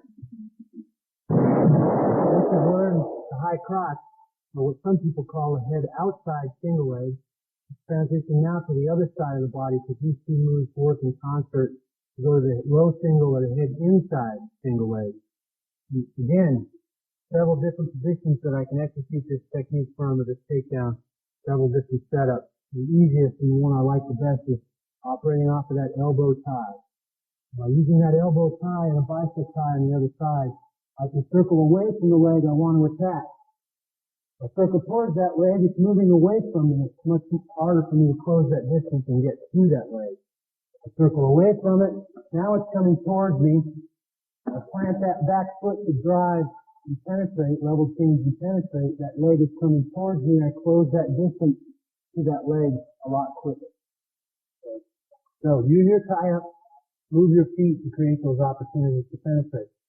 Now this penetration, the level change is exactly the same. I don't want to bend my knees and get down here with my hips so I can penetrate to that leg. But the penetration step itself is a little bit different. Rather than split his body and attack here like we did for the high cross or the double, I'm penetrating to the outside. My knee is going to come down right on the outside of his foot. Now I want to be careful. A common mistake is to want to sweep around the corner here. The shortest distance between 2 points is a straight line. Even though I'm moving in a circle, I want to make sure when I penetrate, I'll penetrate in a straight line to that leg. And it's very important. I start sweeping around that leg, giving him an opportunity to react and take that leg away from me and put myself out of position. I want to shoot straight through that leg. Circle away from it. Level change, penetrate. As I penetrate, and that knee comes down, I want to bring this hand around the back of his knee. I want to stay below his knee. When at his knee, when he sprawls, he can extend me and get me in trouble. Stay below his knee on his calf or lower ankle. Now, the knee is a weak link, a one-dimensional joint.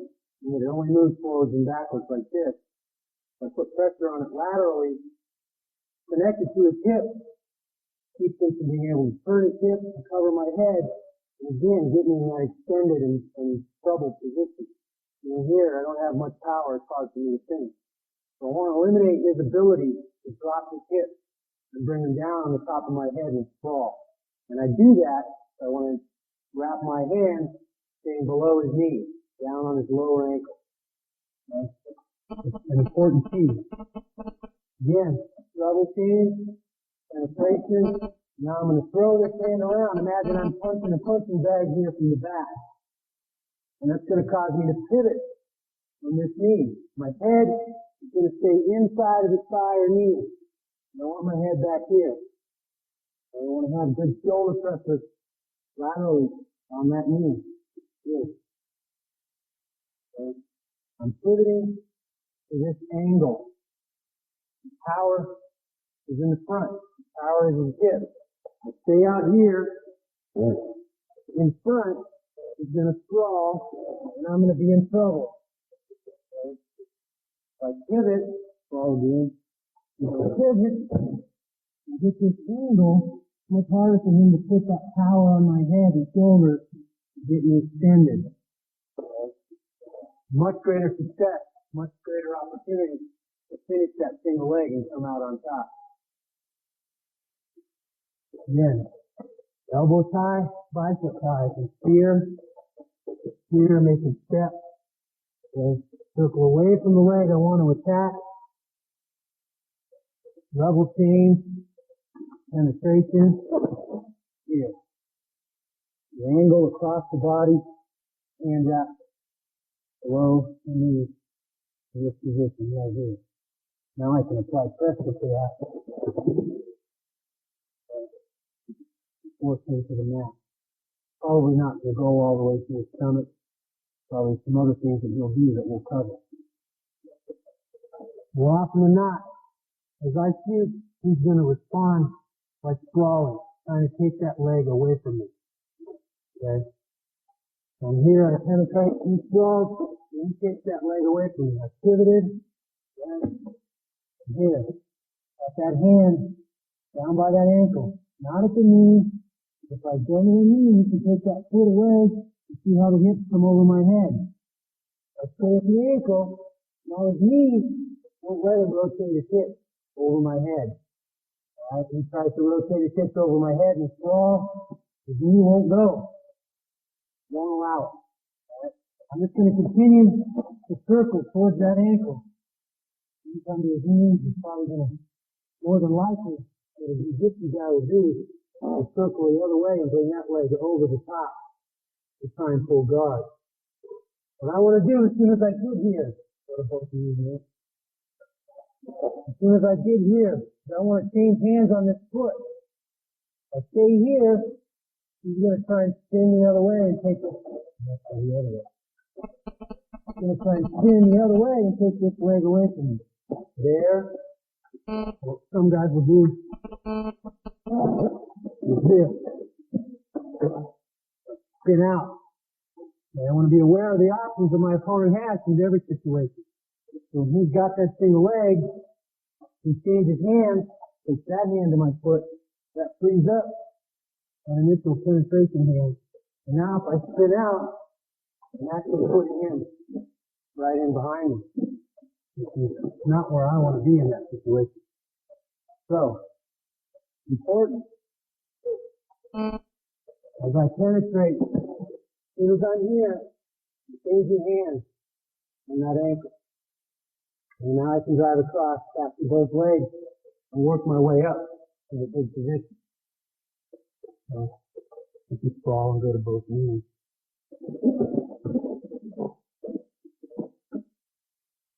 Yeah.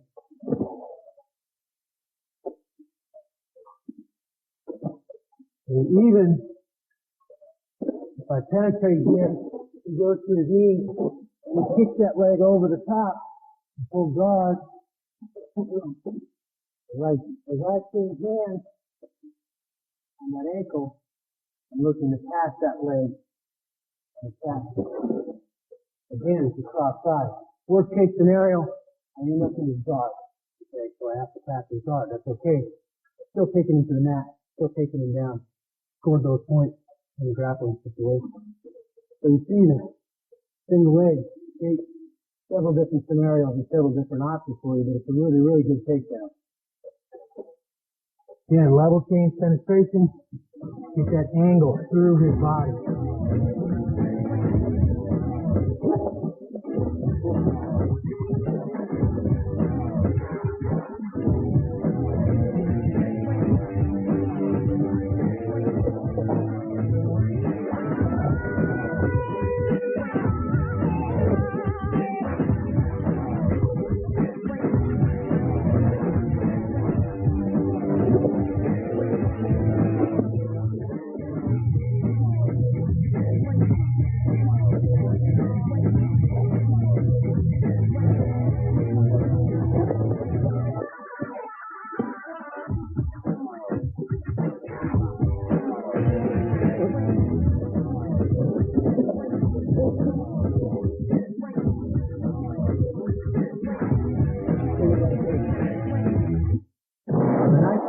Single leg and high crotch is that the two moves work in concert together.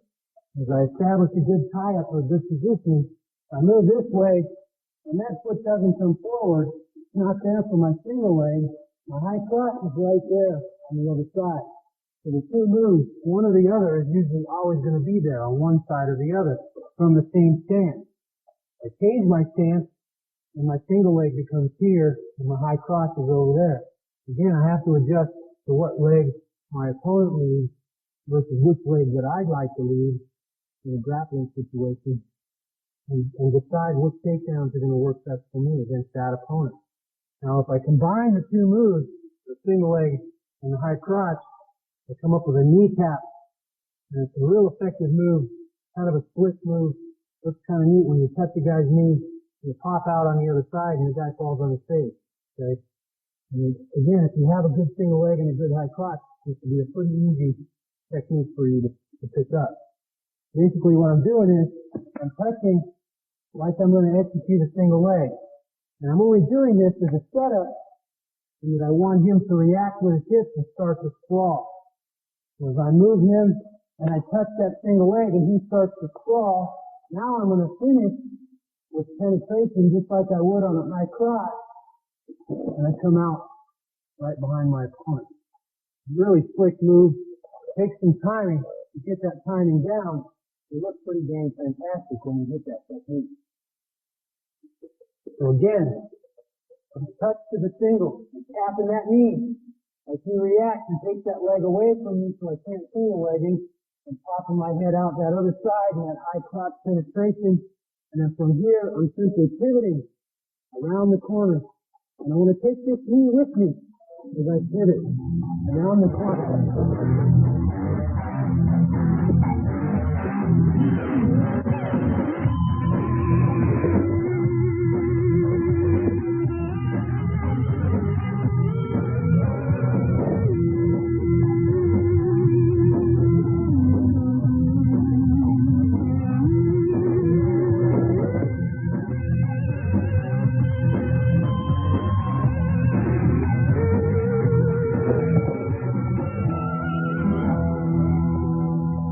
Level change and your penetration, even though in this technique, kind of a combination of two penetrations, are pretty much basically the same. I'm starting with that single leg penetration, then I'm rotating to that high crotch penetration. And that combination makes it pretty difficult for the opponent to read what you're going to do. Again, you want to manipulate him, you want to move your feet, touch that knee, come out on the opposite side. Pretty fancy technique, but if you get the timing down real nice, it works a lot. And now you should be a master of takedowns, using your hands, moving your feet, using those tie-ups, and executing that double leg, that high crotch, that single leg, or tapping that knee and popping out the back side. And all of these takedowns are adaptable to the fight scene too, when you add the striking back into the equation. But they're great to learn when you eliminate that striking portion. You don't have to be worried about being punched in the face, and you can concentrate on the takedown technique.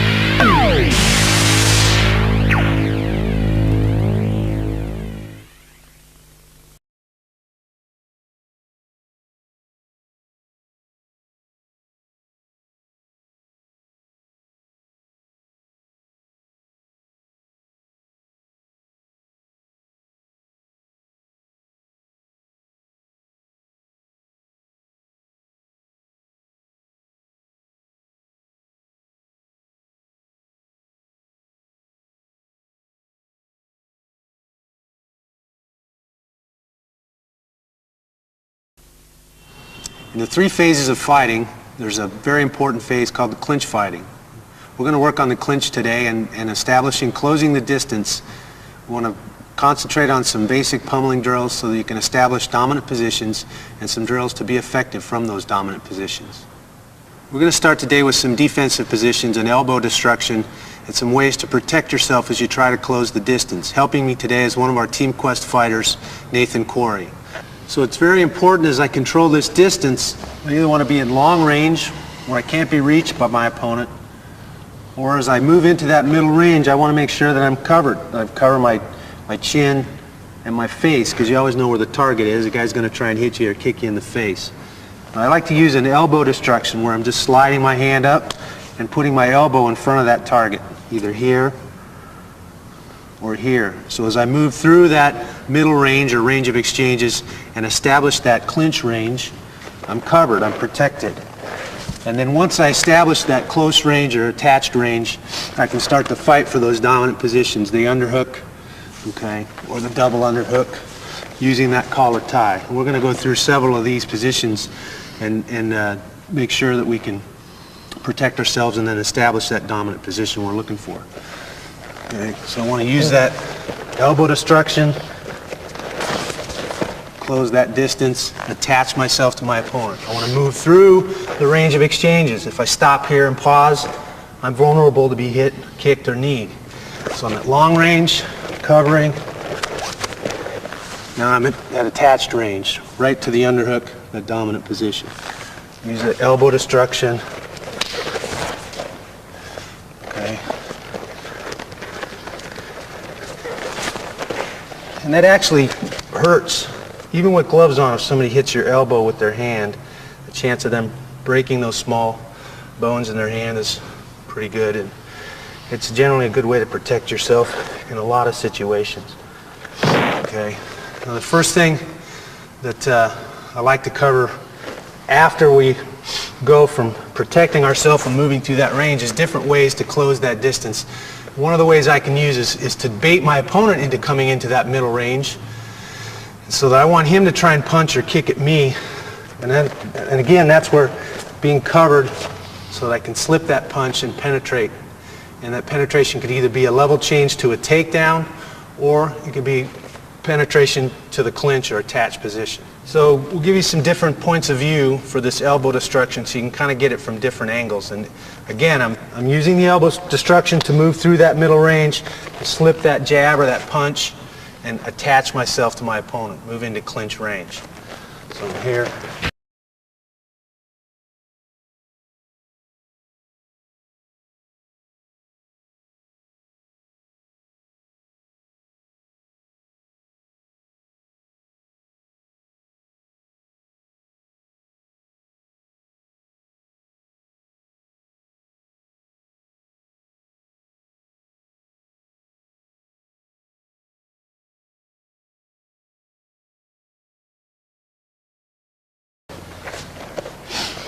Now that's one way is to be defensive. Bait your opponent into moving into that middle range and throwing a punch or a kick so that you can close the distance. The other side of that coin, and the one that I tend to use, is being offensive, where I'm going to throw a punch or a kick to get my opponent to cover and stop moving, set his feet, so that then I can move through that middle range and establish clinch range. One of the things that I like to use is an overhand right to get my opponent to cover, and then that's going to allow me, as he stops to cover and sets his feet, to close that distance and achieve that clinch or attached position. So I'm going to throw an overhand right, my opponent's going to cover, and I'm going to follow that punch right to clinch. Okay.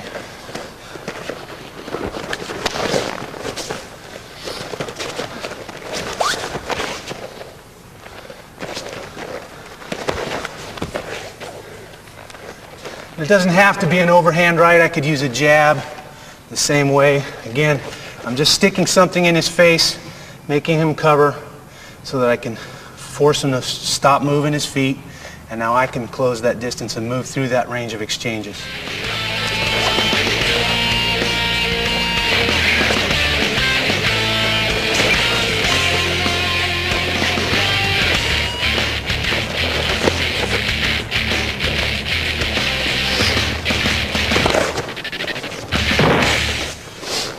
Another option in an offensive manner is to use a front kick to get him to move, set his feet, and then close that distance and move through that middle range. I'm just going to wait. Again, even if he starts to move into that range, I'm just bringing that front foot up, again covering, and then following that front kick right through that range of exchanges to the clinch range or attached position.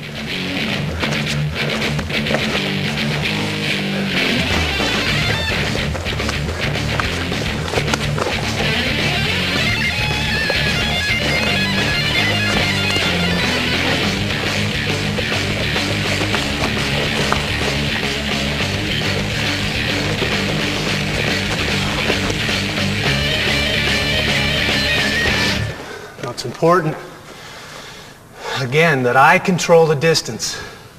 I don't move into that range or allow my opponent to move into that range until I'm ready to move all the way through it and attach myself to him. If I stand in that middle range, I'm asking to be hit, and you're going to get hit. It doesn't matter. As long as I stay in this range, sure, I can hit him, but he's going to hit me as well. So it's important. Long range, outer range, so he can't reach me, he can't hit me. I don't move into that range unless I'm baiting him to be offensive so I can slip and attach myself to him. Or I only move into that range if I'm going to be offensive and get him to cover so I can move through that range and attach myself to him again in that clinch position or attached position. So it's very important, and you might want to work some footwork back and forth, get used to controlling that space and knowing how long your opponent is so that I can establish that range and whether or not I'm in danger or just out of danger. It's important to control that distance. Use your footwork and move to control that distance so I can close when I'm ready to close, and then in doing that I control the tempo of the fight.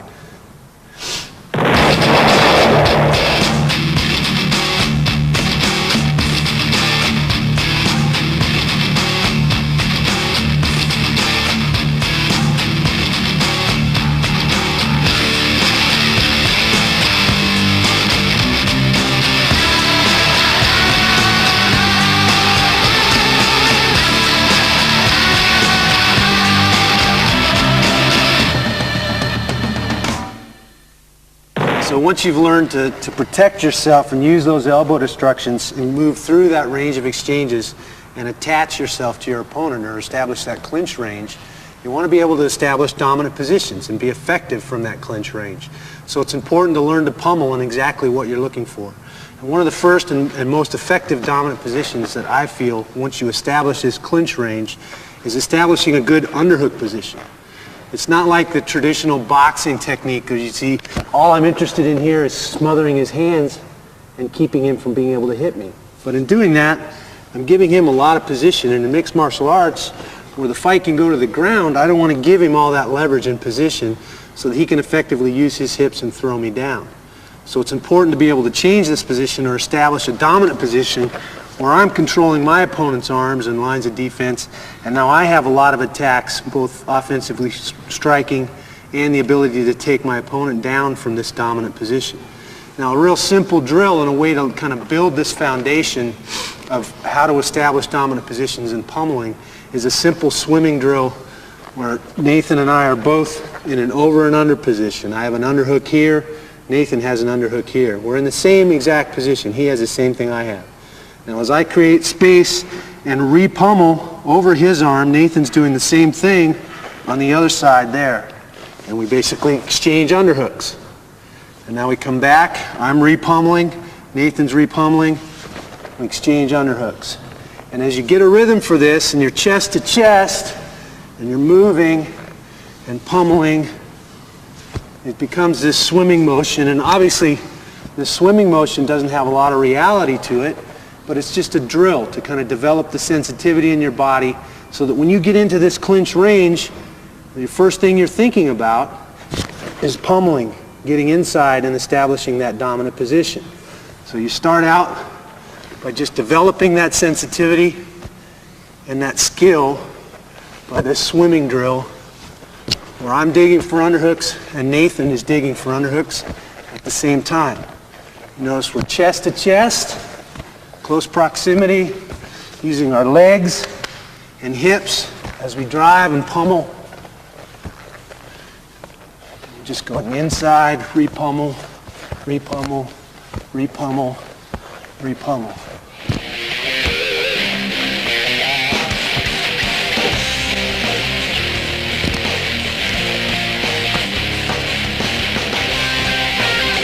You can pick up speed as you get more comfortable with the drill. It starts to become faster.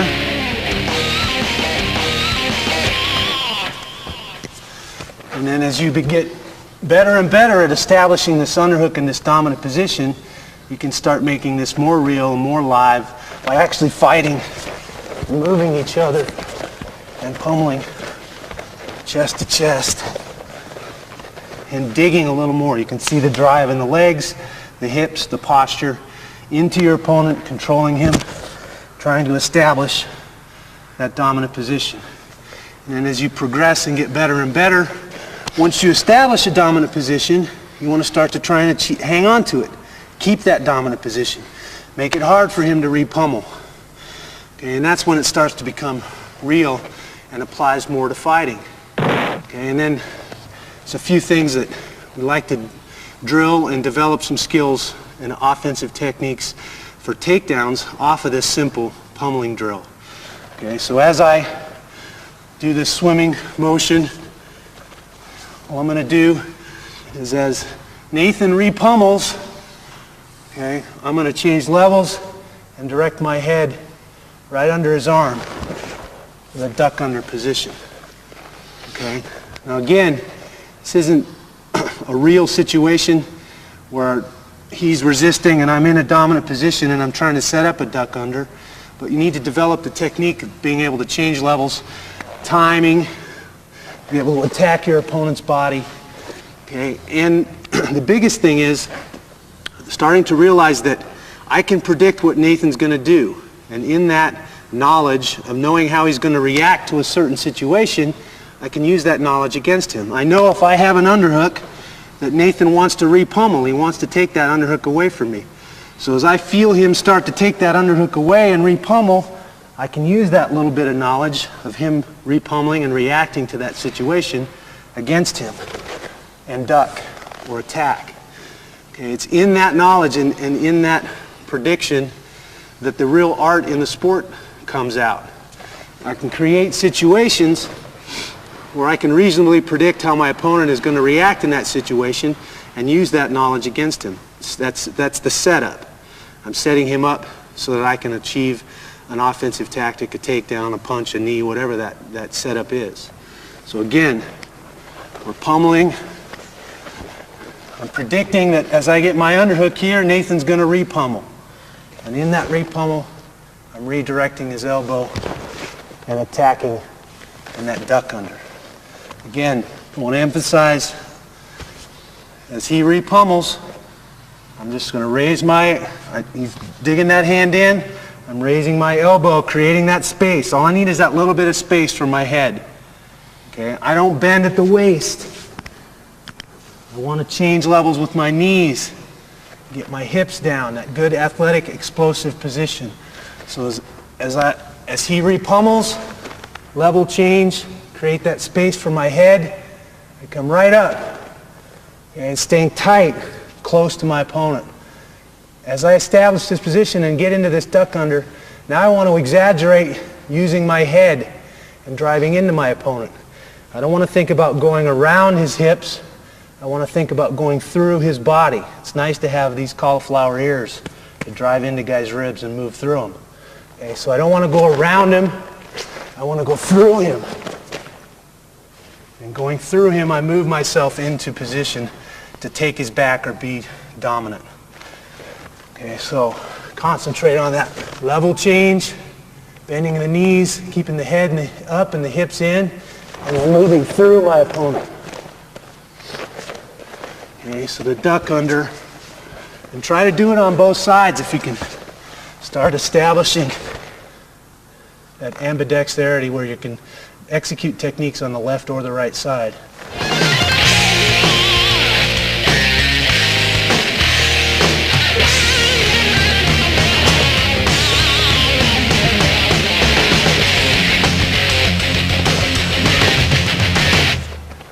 what you do is you trade back and forth. So I'm pummeling, Nate's going to execute his duck under. Boom. And we're back to pummeling. I'm going to execute my duck under. And then Nathan. So again, I want to focus on establishing that good position, that level change, driving my head up and into my opponent, and coming into a good position.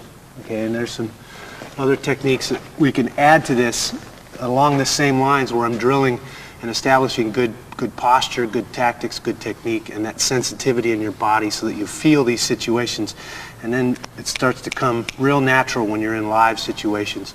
You just execute the techniques. Another one of the techniques is what I like a slide by, and it's one of my favorite techniques. And again, it comes off of that re-pummel. I can predict when I have an underhook that Nathan's going to want to take that underhook away from me and re-pummel.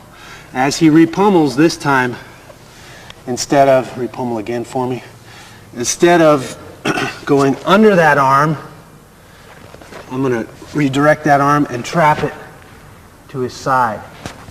Okay, so I'm sliding my head past his arm and then trapping that arm to his side, a slide by. Okay, sliding my head by, trapping that arm to his side. And again, I don't want to take my hips around the corner here and around him because that's just going to allow him to move his feet and face me with his hips. Okay, as I slide by, I want to drive my ear and drive my head through his body. Okay, obviously, Greco-Roman wrestling, I'm not allowed to grab below the waist, so the hand would be up here.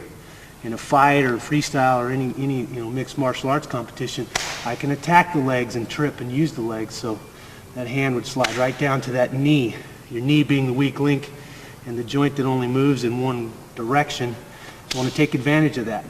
Especially when I grab Nate's knee, he doesn't move very well laterally. So I want to take advantage of that lack of lateral motion by us humans and drive through.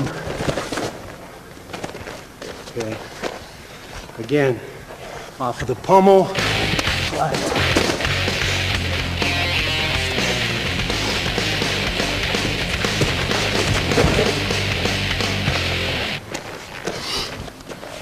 Off of the pummel, he's re-pummeling. I'm redirecting that hand down. So the nice thing about this slide-by position is that I trap this arm to my opponent's side. One of the dangers of shooting a double leg is that I leave this arm free and I allow my opponent, as I take him down, to throw his legs around me and choke me. I end up in this guillotine position. Using this slide-by to a double leg, I'm trapping that arm to his side. By the time he gets his arm out of there, he's already on the deck, he's already on the ground, and I've passed his legs. It makes it pretty hard for him to choke me. So that's one of the nice things about this slide-by. Now obviously, this isn't what a real slide-by would look like in a real fighting situation, but you've got to develop the foundation and the technique and the sensitivity to be able to level change and put all these timing things together to establish that slide-by in a real situation. So you want to practice it, again, off of this simple swimming and drilling position.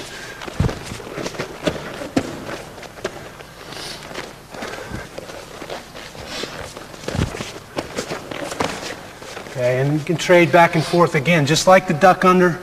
Nate can do a duck under or a slide by, and then I can do a duck under or slide by, back and forth in the swimming, drilling position. So Nate hits his technique, slide by. And I take my technique, the duck under. Nate goes back, his turn.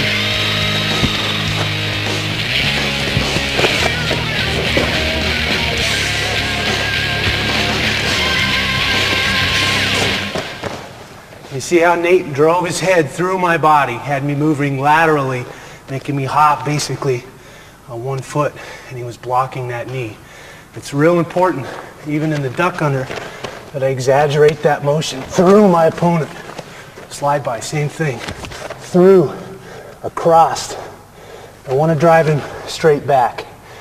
Again, in driving him straight back, he's going to pull guard, and I want to avoid that guard position and not have to worry about passing the guard once we hit the ground. That's important. level change, hips in, head up, that athletic position we're always trying to achieve. Okay. Now another technique that I like to use that comes in handy off of this same drill is an arm drag. Okay. As we're doing this swimming and pummeling technique, now I know he's going to re-pummel. I'm just going to redirect his hand. My hand's going to come up, attack him above the elbow, because what I'm trying to do here is move his body. I want to create that opening or opportunity here where I can penetrate to his body. Okay, he's got a couple of lines of defense he's going to use to keep me away from him. His hand, obviously, his elbow, and his head. I've got to get past those lines of defense in order to get to his hips or attack his body and thus take him to the mat. And these dominant positions eliminate those lines of defense. Okay, I'm predicting that he's going to re-pummel. I can hit my slide by or my duck under, or I can arm drag. And again, I've eliminated those lines of defense and created that situation where I can attack and attack his body. So again, as he re-pummels, I'm just bringing my hand to myself, kind of redirecting his re-pummel. I don't want it to get in here where I can't pass it in front of me. Okay, I'm redirecting it as he re-pummels, redirecting that hand across in front of my body, creating that opening, that split-second opening to penetrate and attack. Common mistake, as I drag, a lot of people are going to step with this leg, this outside leg. And the problem with doing that, and sometimes you'll catch a guy so off guard that this will work. You'll get around behind him. But Nate basically has the same thing I have here. If I step with this outside foot, he's going to step too, take his hips away from me, and you end up like a dog chasing its tail. Okay? Again, I want to exaggerate that through my opponent, cutting him off, turning the corner and moving through my opponent. So as I drag, I don't want to step around him, I want to step through him. I'm cutting him off, stepping across where he's going to be. Not where he's at now, but where he's going to be. Okay, so as I drag, I step across through my opponent and drive through him and attack him here. Now he's got no option. He's going to have to bail out. He's going to have to go down to the mat and create something from a ground fighting position. Okay, so again, the swimming position, I'm just going to redirect that hand.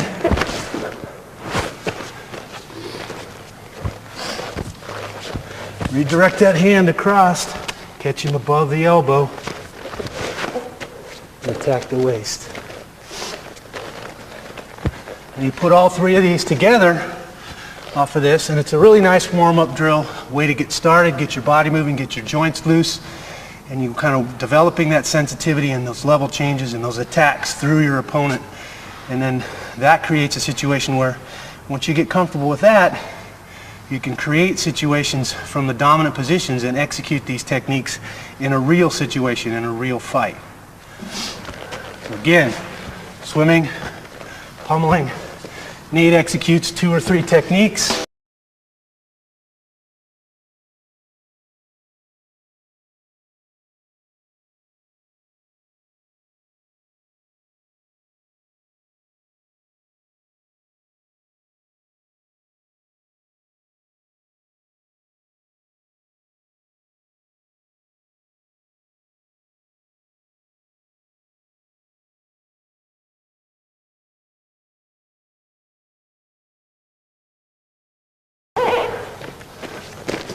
And you go back and forth, 3 and 3, 3 and 3. You're warming up, developing timing and sensitivity for those techniques. It's real important. So I'm very fortunate in that I have a great workout partner in Nathan. And workout partners are very important and very hard to find, good ones sometimes. And the important thing about it is, it isn't about winning or losing. It's about developing the timing and the technique. And so Nathan, in this situation, is not giving me a whole bunch of resistance. We're basically cooperating, we're working together so that we can both develop the timing and the sensitivity and execute good, proper technique. And that a lot of times is really hard to find. So it's important to find a good workout partner. Find somebody who you can work with, who doesn't have an ego, who doesn't have a problem with letting you take them down or letting you execute good technique. And this goes all the way to light sparring, to punching and kicking. It's not about whether or not you got hit. It's about developing that technique and developing those good execution of combinations and all those things. And this is no different. So as we pummel, we're giving each other resistance, we're making it as real as we can, but at the same time Nathan's going to allow me to level change and drive through him and execute that good proper technique, or that arm drag, or that duck under, or whatever the technique is that you're drilling. And it's important that you be able to cooperate and work together so that you both, in the long run, come out ahead. So as we go with the proper resistance, and again, the better you get at it, the more alive it becomes. You can move each other around, give him some resistance, and then he executes his technique. It doesn't matter, you can mix it up. I could go 2s, he goes 2, I go 2, or you can go 6s. You want to develop more of a flow, add the number, make it bigger. So I'm going to do 6 techniques in a row, and then Nate would do 6 techniques in a row. Generally 3 and 3. Nate goes 3, I go 3, back and forth.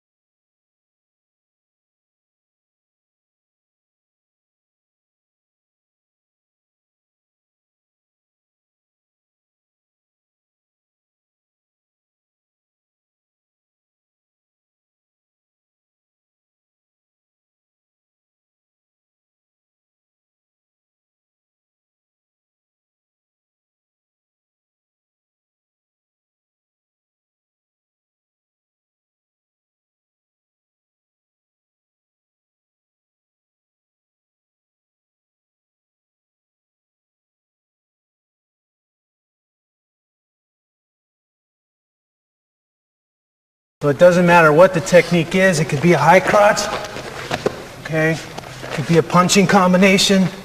We're working together, giving each other resistance so that we can develop that sensitivity and be able to execute that technique and timing.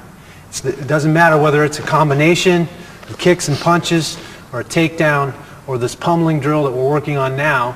You want to be able to work together so you can develop that sensitivity. And then once you develop that foundation, you establish those positions, and you can execute the technique in real time against a resisting opponent.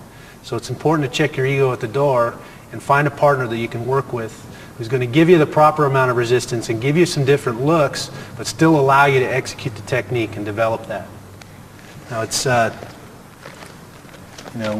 if we take this from the top and kind of review what we've covered, we started with controlling the distance using your footwork to stay out in long range and create some situations where you can use an elbow destruction to protect yourself as you move through that range of exchanges, or that middle range, and then establish that dominant position or that clinch. Okay, once you attach yourself to your opponent, we use that underhook as a main dominant position, and then we establish that swimming position as a drill to kind of develop that sensitivity of repummeling, fighting for that inside position, fighting for that underhook. And then off of that swimming position, we worked on that level change, that good athletic position, changing levels, keeping your head up and your hips in for the duck under, for the slide by, for the arm drag. And then we talked about using that cooperative state of mind so that you and your opponent are giving each other resistance, but not trying to stop each other from executing the technique. You want to develop the timing and the sensitivity and the proper execution of the technique so that you, when it comes time to really get it on in a fight situation, you have that foundation so that you can execute the technique properly.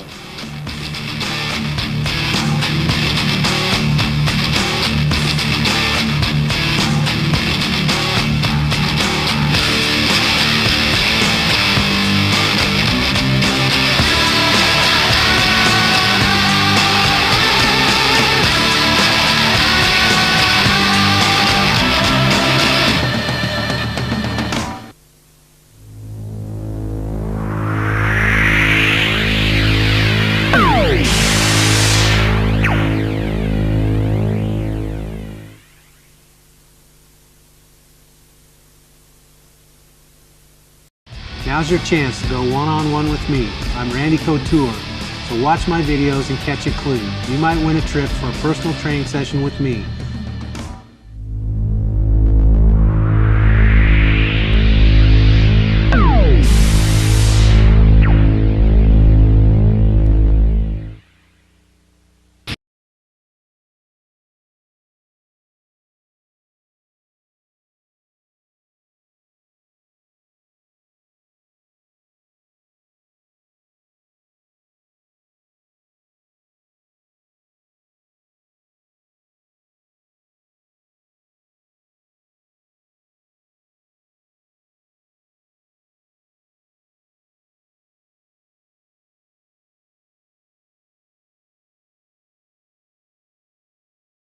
If you take the striking out of these events, then you have a grappling competition. And today, in this segment, I want to talk about grappling takedowns. I'm going to use Nathan here as my assistant. And we're going to cover some tie-ups, some hand control, and some different setups, and then a few different takedown situations for grappling events.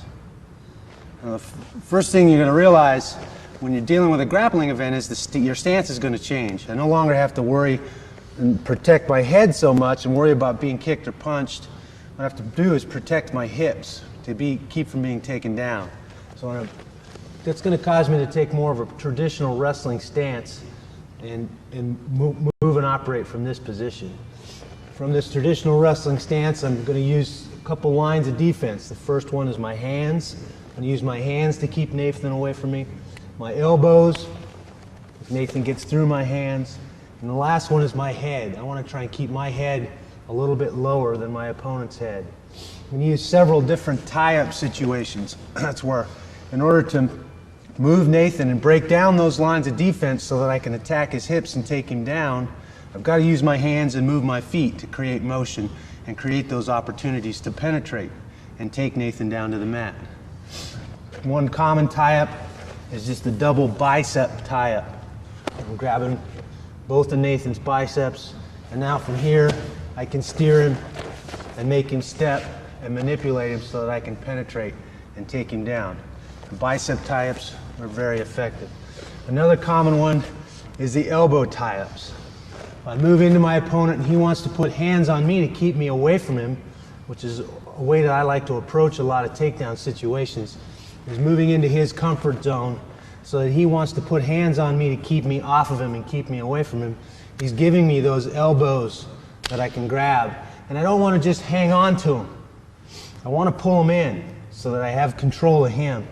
So if I use light hands and just put him up here, he's still got bicep tie-ups, and now he can steer me and manipulate me.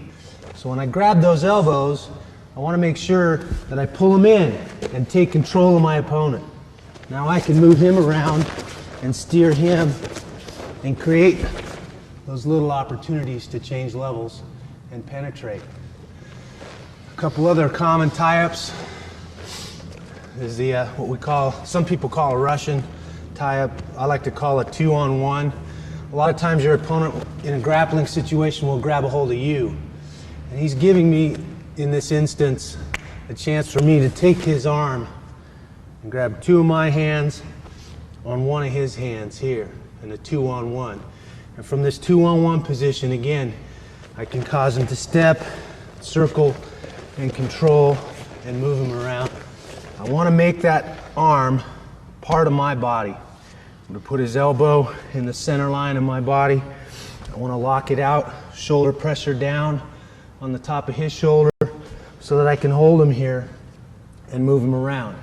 I can foot sweep, do a lot of different takedowns from this 2-on-1 position.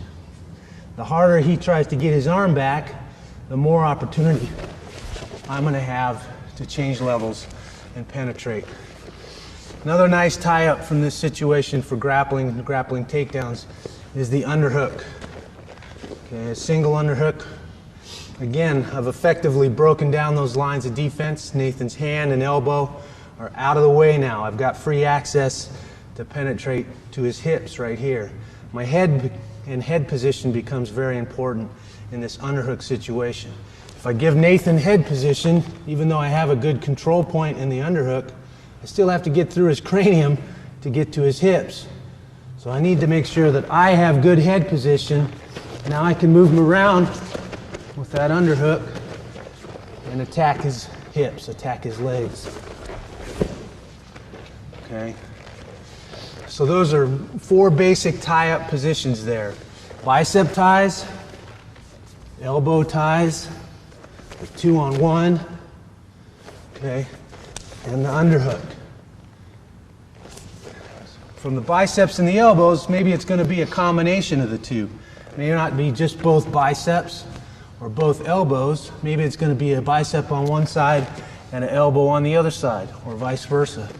I can use that to steer him around and again break down those lines of defense, his hands, his elbows, and getting past his head so that I can penetrate to his body. A common tactic and drill that we use is to hand fight, what we call hand fighting in wrestling. Okay, when we're both in our stance, and we're both moving here, and we're just controlling wrists, moving, working for those tie-ups. See if I can get control of my opponent, make him step, and create openings so that I can attack or penetrate. And you can just go around minute rounds or 2-minute rounds back and forth and just hand fight and work on those little manipulations and tie-ups back and forth.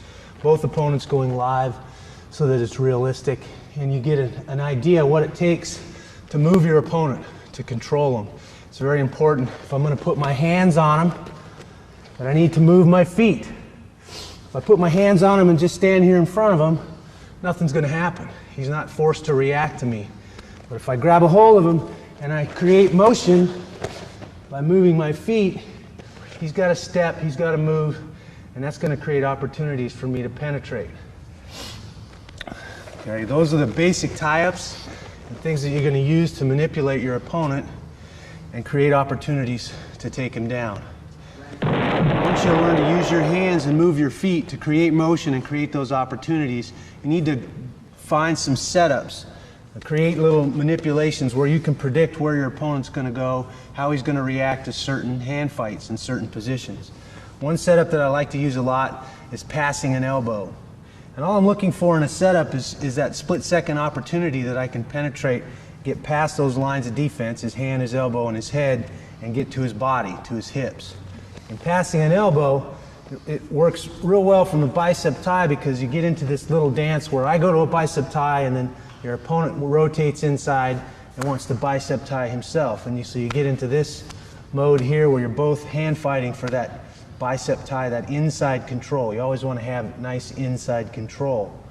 Now as I rotate to the bicep and I feel him release and start to rotate his hand around, I'm going to use that opportunity. I know he's going to do that. I can predict that. So as he releases and goes to rotate around, I'm just putting pressure on his elbow and passing it across in front of his body.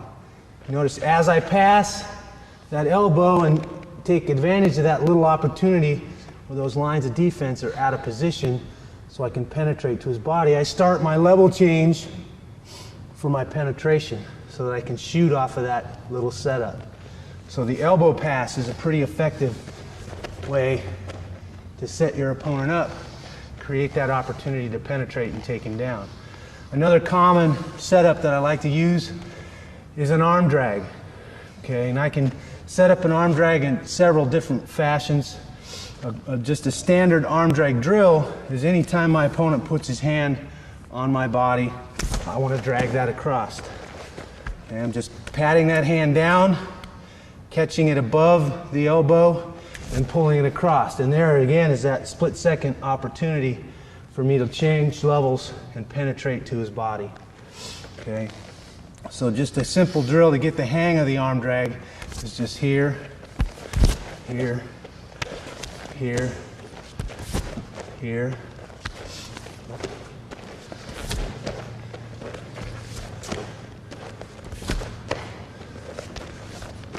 And as you start to get more comfortable with that motion of dragging your opponent's arm, you want to start to add the level change and the penetration to that. So he puts it up, I drag it across and penetrate.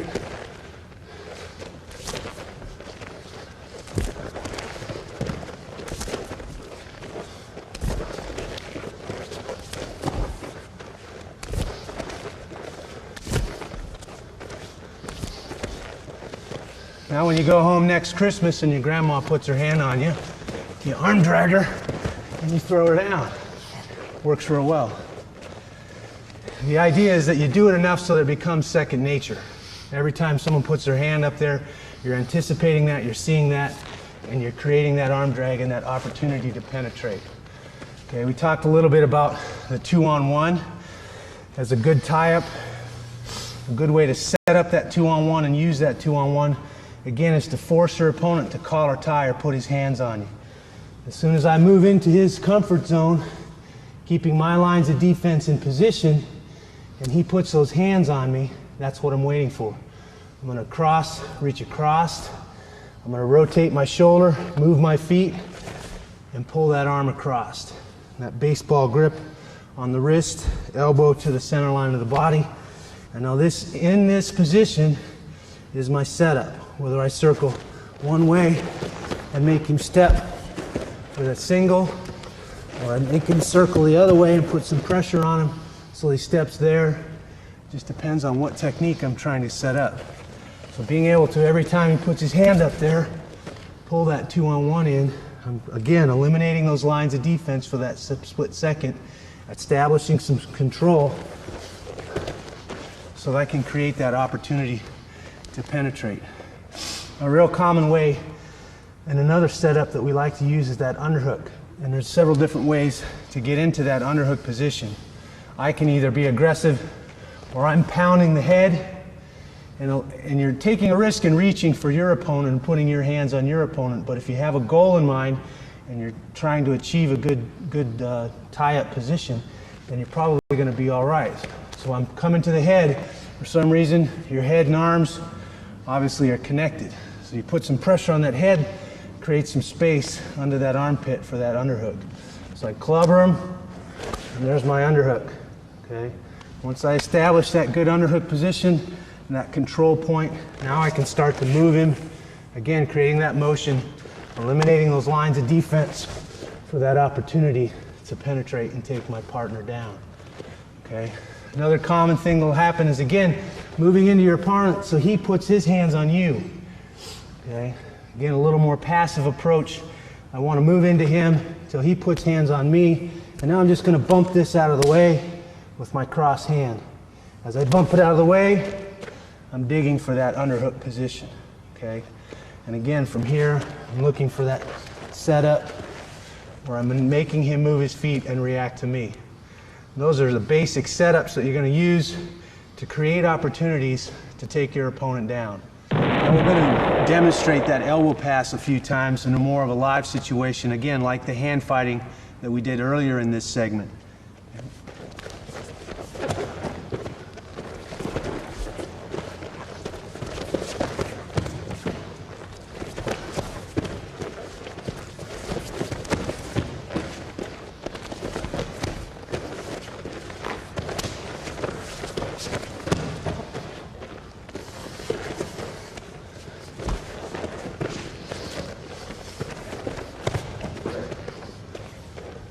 Another nice setup is just to simply snap your opponent's head.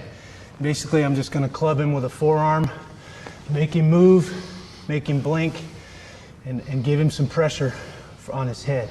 So if we're in our stance, I might club him on the head, get him to respond.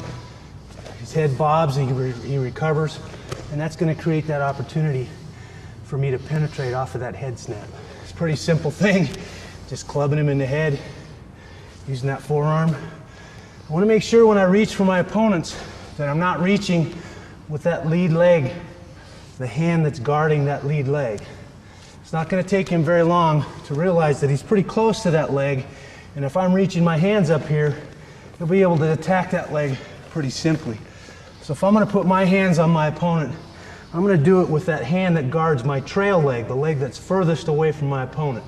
That's important when you're working on a head snap or any other technique or setup where you're reaching and trying to put your hands on your opponent.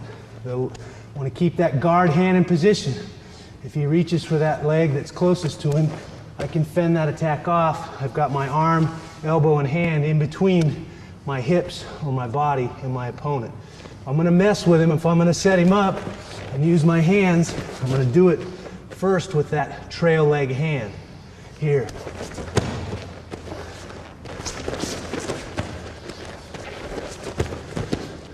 I switch my grip or my stance, and I can switch hands.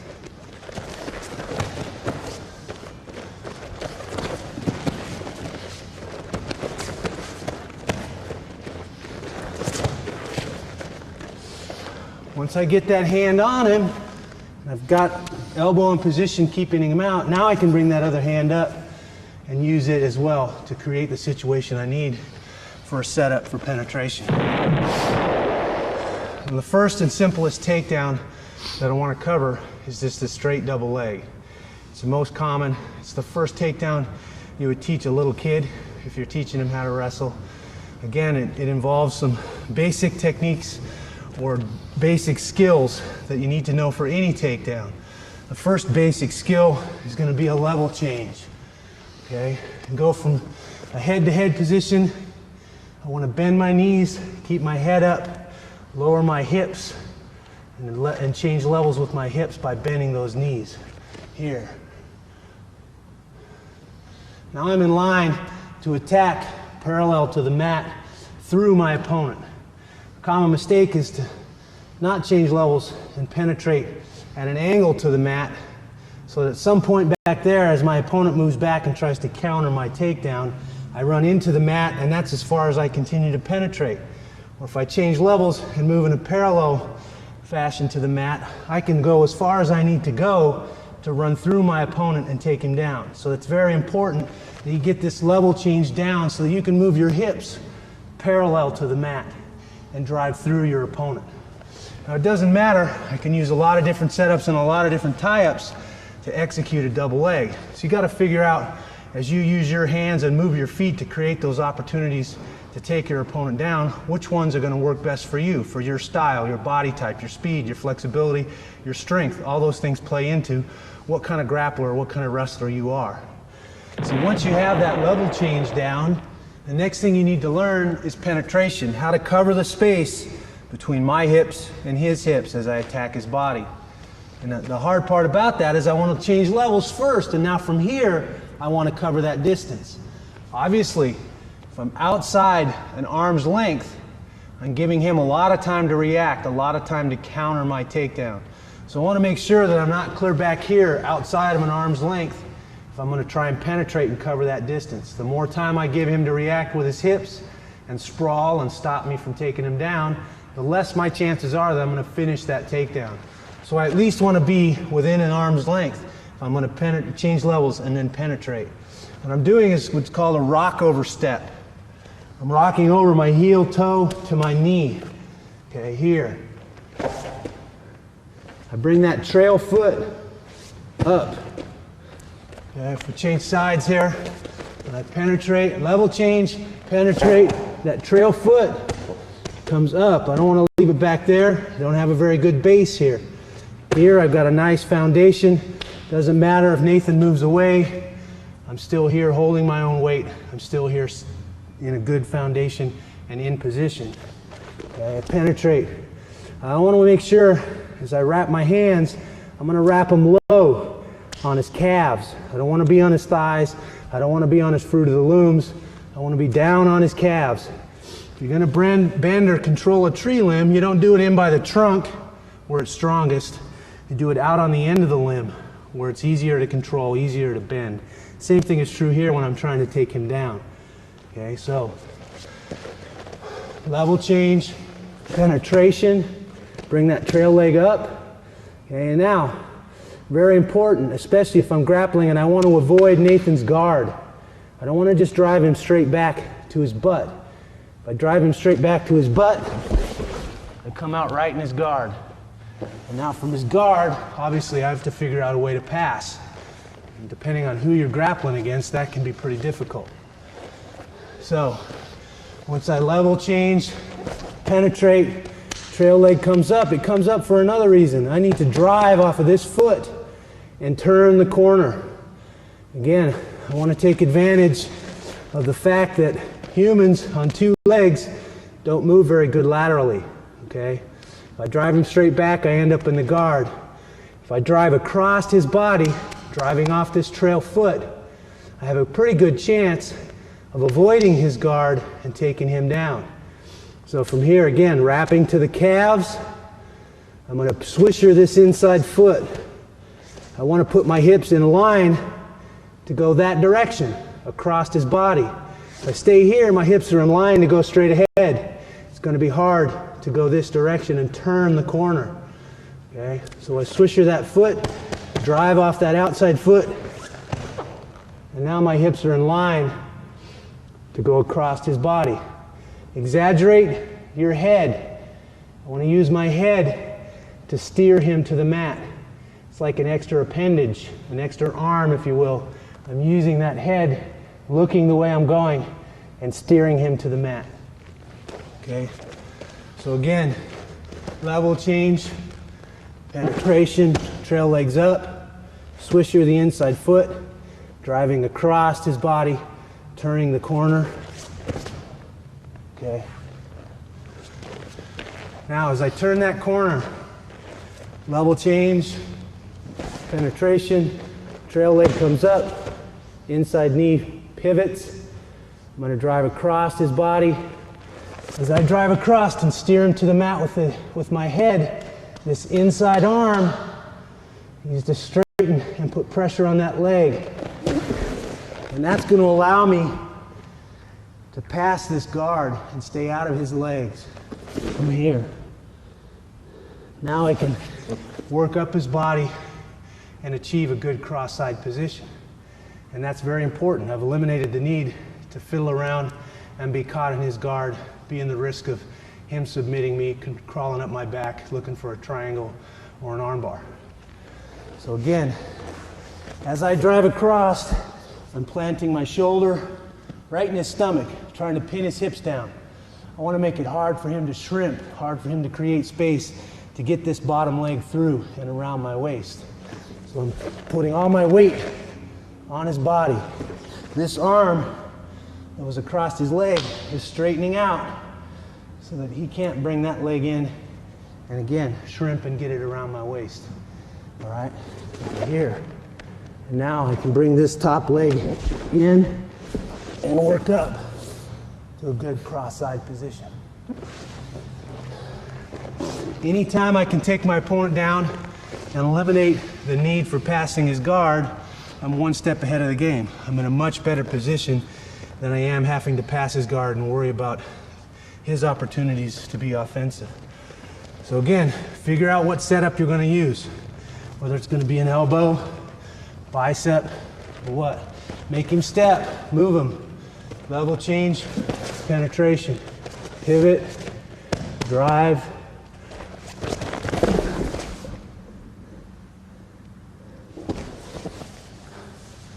Okay, nice double leg, turning the corner, driving across my opponent. And one thing I like to try and add to that sometimes is what we call in wrestling an ankle lace. Okay, as I take him down, let's turn this way. As I take him down here, right here, his legs generally will sit against the mat. He's trying to shrimp and create space to pull guard. What I notice as he does that is I can weave one arm over and under and trap his foot. And trapping his foot, and lace his ankles and keep pressure on this bottom thigh. Now from here, I can start to work up, isolate this ankle, and then there's a submission here if you get lucky enough to catch somebody. Just putting my knee in his stomach, working up. I can go to his toe, crank his ankle, or I can sit back, okay, and crank his shin into his calf. Here, trapping his hips.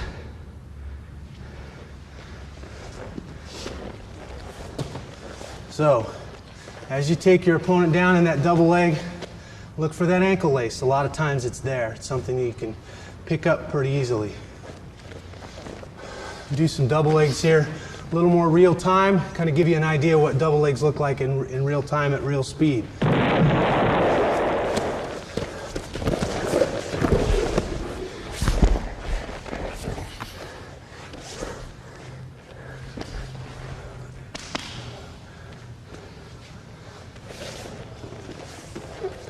So, it's the double leg takedown to the ankle lace. Turn that corner, good level change, good penetration. Now, after you've mastered the double leg, rather than attack my opponent's whole body and attacking both legs at the same time, sometimes it's a lot easier to split him in half. What we do say is get half man and attack half of his body and then change off to the rest of his body, and what we call a high crotch. And a high crotch is a very nice takedown, and a lot of times you master this takedown, you can whisper it in your partner's ear and tell them you're going to hit a high crotch, and it's still that hard to stop if you do it right. So what I want to do is, again, using the setups that we've talked about, using your hands, moving your feet, I like to execute my high crotch off of an elbow tie or passing the elbow. From that elbow tie, I want to circle so that I create this half man situation. Instead of being head up, square to his hips and penetrating to a double leg, I'm shuffling my feet so that I'm half man. I'm going to attack one of his legs or half of his body instead of his whole body. The basic penetration is pretty close to the same. I still need that good level change. Okay, I still need to rotate to that knee and that rock over step. I want to bring that knee down right by his foot, the leg that I'm attacking. Okay, here. Instead of wrapping and attacking both legs, I'm coming through his legs or in his crotch and wrapping to his calf on one leg. That trail foot still has to come up. Okay, so I'm here, level change, penetration. I want my head up, my shoulder in here. Okay. As I penetrate, my head is up. I want my head down here. This is in good position. I can't carry much weight here because he's definitely going to sprawl and give me some resistance. I need to be up, good foundation, my power, my hips, as close to his leg as I can keep it, because he's going to try and take this leg away from me and sprawl. I've got to be able to hang on to it and stay in position here. Again, good foundation. He moves away. I'm still carrying my own weight. I'm not leaning on him. I'm not out of position. Okay. Here, nice and tight. Good position right here. Trail foot is up. I still need that drive foot because I still need to turn the corner with a high crotch. Now, as I penetrate here and I secure this leg, I want to turn that corner, drive my nice cauliflower ears into Nathan's ribs, drive across his hips, and put all of his weight on that free leg. Make him hop. Here. As I drive back up into him and make him stand on that free leg, now I'm going to change my grip on this leg, here to here. Changing from the high crotch to the double. I'm going to continue to drive across, turning that corner and driving through him. As I reach for that double leg, again, I want to emphasize straightening this leg out so I can avoid that guard. Here. Again, I can look for the ankle lace if it's there, but more importantly is the position. I want to keep my shoulder in his stomach, keep his hips pinned to the mat, and work my legs up a good cross-side position. Okay. High crotch. Off the elbow tie, half man, level change, penetration. Here, driving. Again, swisher, pivot on that inside knee. Now, a lot of times, a good drill from here is I'm just going to have Nathan turn. I've already started in this position right here with my hips in, the position I should be in. And the drill is to work on keeping this position as my opponent moves and adjusts and tries to take this leg away from me. So Nathan starts to turn and try and take that leg away.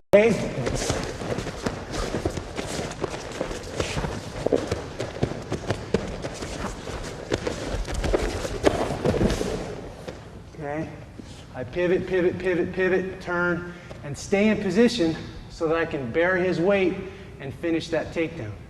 That's a very crucial point. I've done all the work. I moved him, I broke down his lines of defense, and I penetrated all the way in here, the hard part's done. Now I need to stay in position, drive through and finish this takedown, score those points, take this guy down, okay? You don't want to get this far and then allow this guy to take you out of position and take your takedown or your opportunity away from you. So this is a very good drill. Get in here, have him spin, go ahead.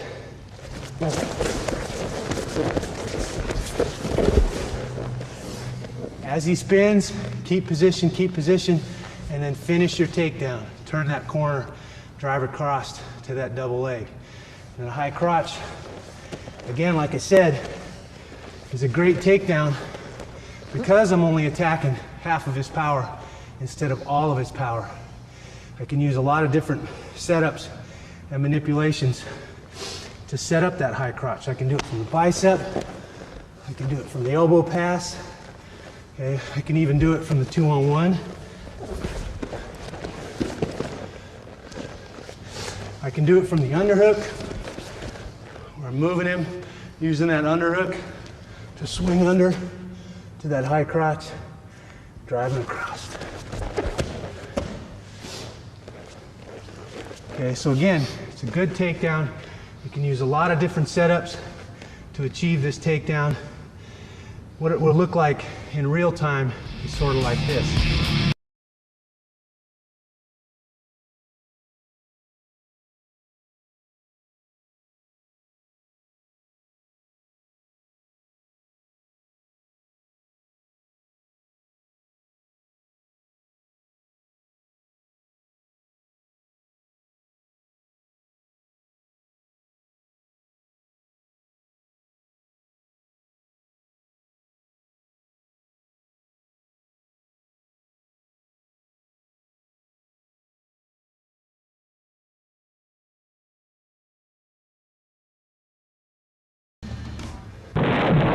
Once you've learned the high crotch, or what some people call a head outside single leg, we transition now to the other side of the body because these two moves work in concert. You go to the low single or the head inside single leg. And again, several different positions that I can execute this technique from, or this takedown, several different setups. The easiest and the one I like the best is operating off of that elbow tie. By using that elbow tie and a bicep tie on the other side, I can circle away from the leg I want to attack. If I circle towards that leg, it's moving away from me. It's much harder for me to close that distance and get to that leg. I circle away from it, now it's coming towards me.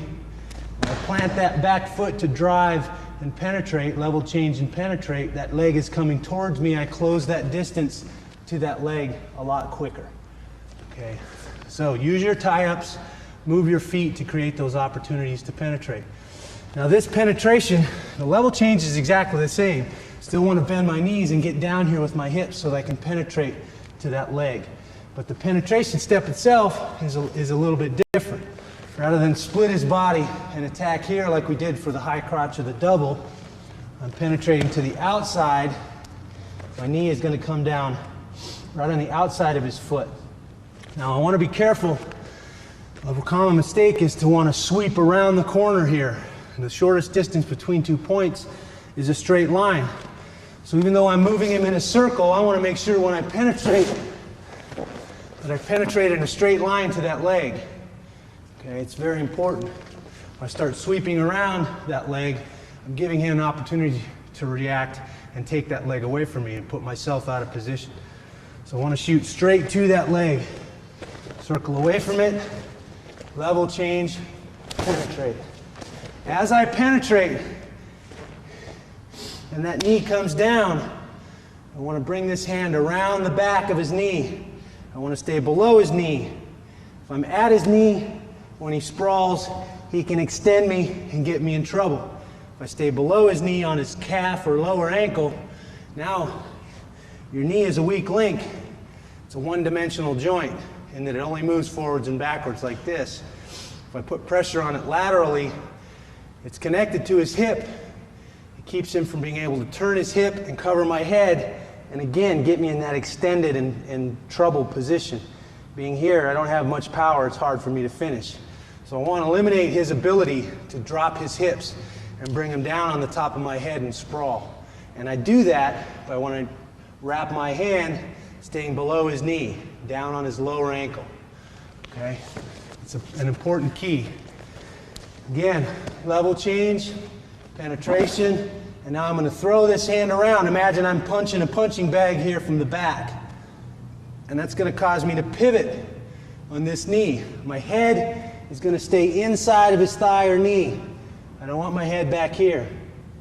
Okay, I want to have good shoulder pressure laterally on that knee here.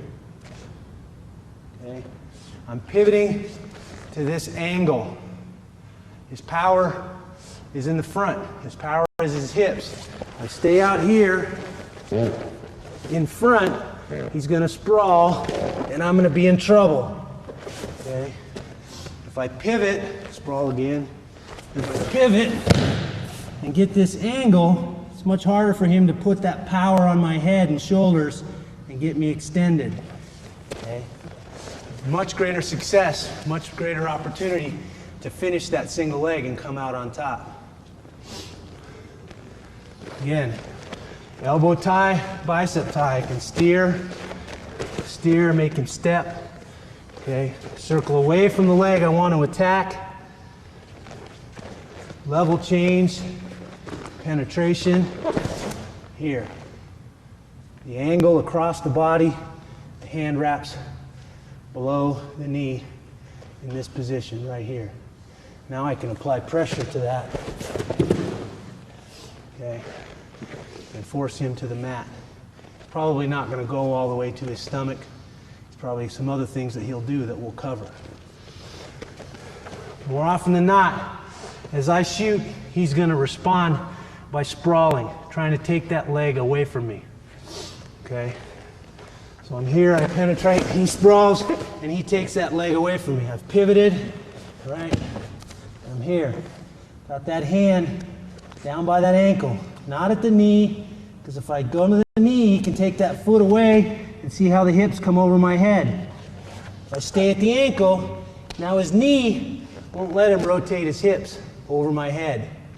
All right, he tries to rotate his hips over my head and sprawl. His knee won't go. It won't allow it. All right, I'm just going to continue to circle towards that ankle. He can come to his knees. He's probably going to, more than likely, what a jiu-jitsu guy will do is circle the other way and bring that leg over the top to try and pull guard. What I want to do as soon as I get here, go to both knees, Nate.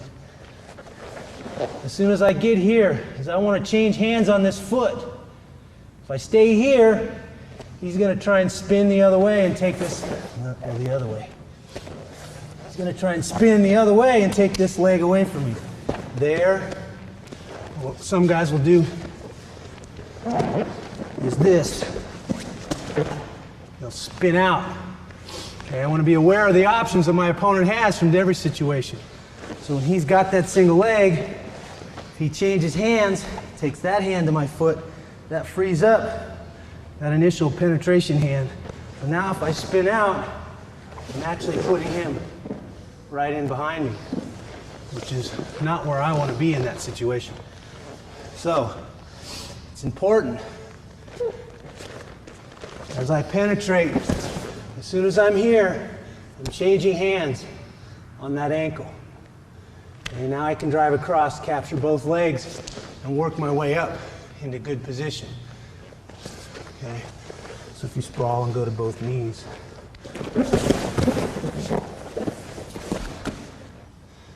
Here.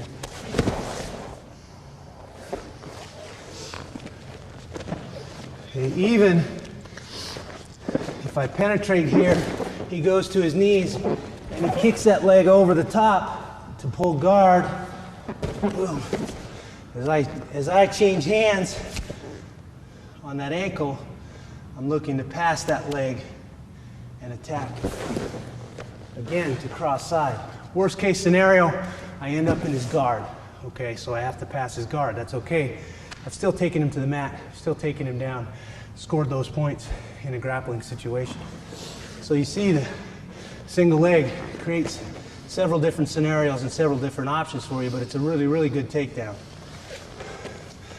Again, level change penetration, get that angle through his body.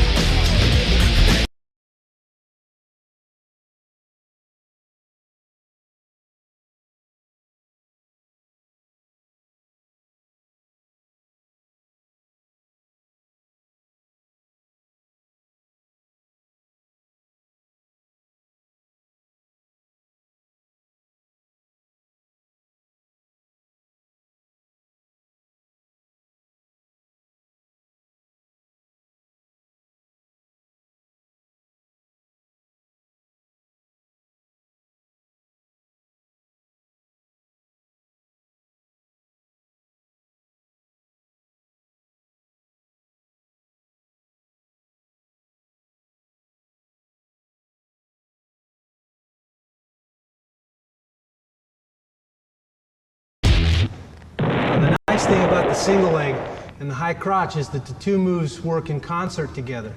As I establish a good tie-up or a good position, if I move this way and that foot doesn't come forward, it's not there for my single leg, my high crotch is right there on the other side. So the two moves, one or the other, is usually always going to be there on one side or the other from the same stance. If I change my stance, then my single leg becomes here and my high crotch is over there. Again, I have to adjust to what leg my opponent leads versus which leg that I'd like to lead in a grappling situation, and decide which takedowns are going to work best for me against that opponent. Now, if I combine the two moves, the single leg and the high crotch, I come up with a knee tap, and it's a real effective move, kind of a slick move. Looks kind of neat when you touch a guy's knee, you pop out on the other side and the guy falls on his face, okay? And again, if you have a good single leg and a good high crotch, this will be a pretty easy technique for you to pick up. Basically what I'm doing is I'm touching like I'm going to execute a single leg. And I'm only doing this as a setup in that I want him to react with his hips and start to sprawl. So as I move him and I touch that single leg and he starts to sprawl, now I'm going to finish with penetration just like I would on a high crotch. And I come out right behind my opponent. Really slick move. Takes some timing. If you get that timing down, you look pretty dang fantastic when you hit that technique.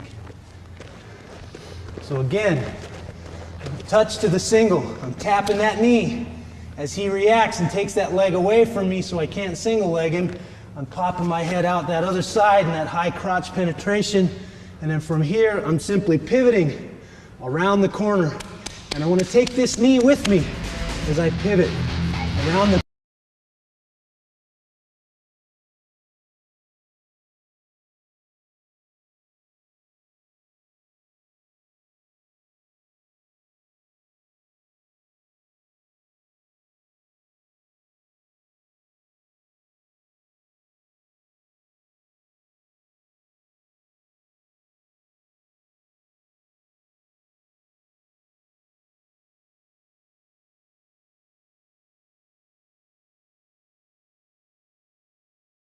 Your level change and your penetration, even though in this technique it's kind of a combination of two penetrations, are pretty much basically the same. I'm starting with that single leg penetration and then I'm rotating to that high crotch penetration. And that combination makes it pretty difficult for your opponent to read what you're going to do. So again, you want to manipulate him, you want to move your feet, touch that knee, come out on the opposite side. Pretty fancy technique, but if you get the timing down, it's real nice. It works a lot. So now you should be a master at takedowns, using your hands, moving your feet, using those tie-ups, and executing that double leg, that high crotch, that single leg, or tapping that knee and popping out the backside. And all of these takedowns are adaptable to the fight scene too, when you add the striking back into the equation.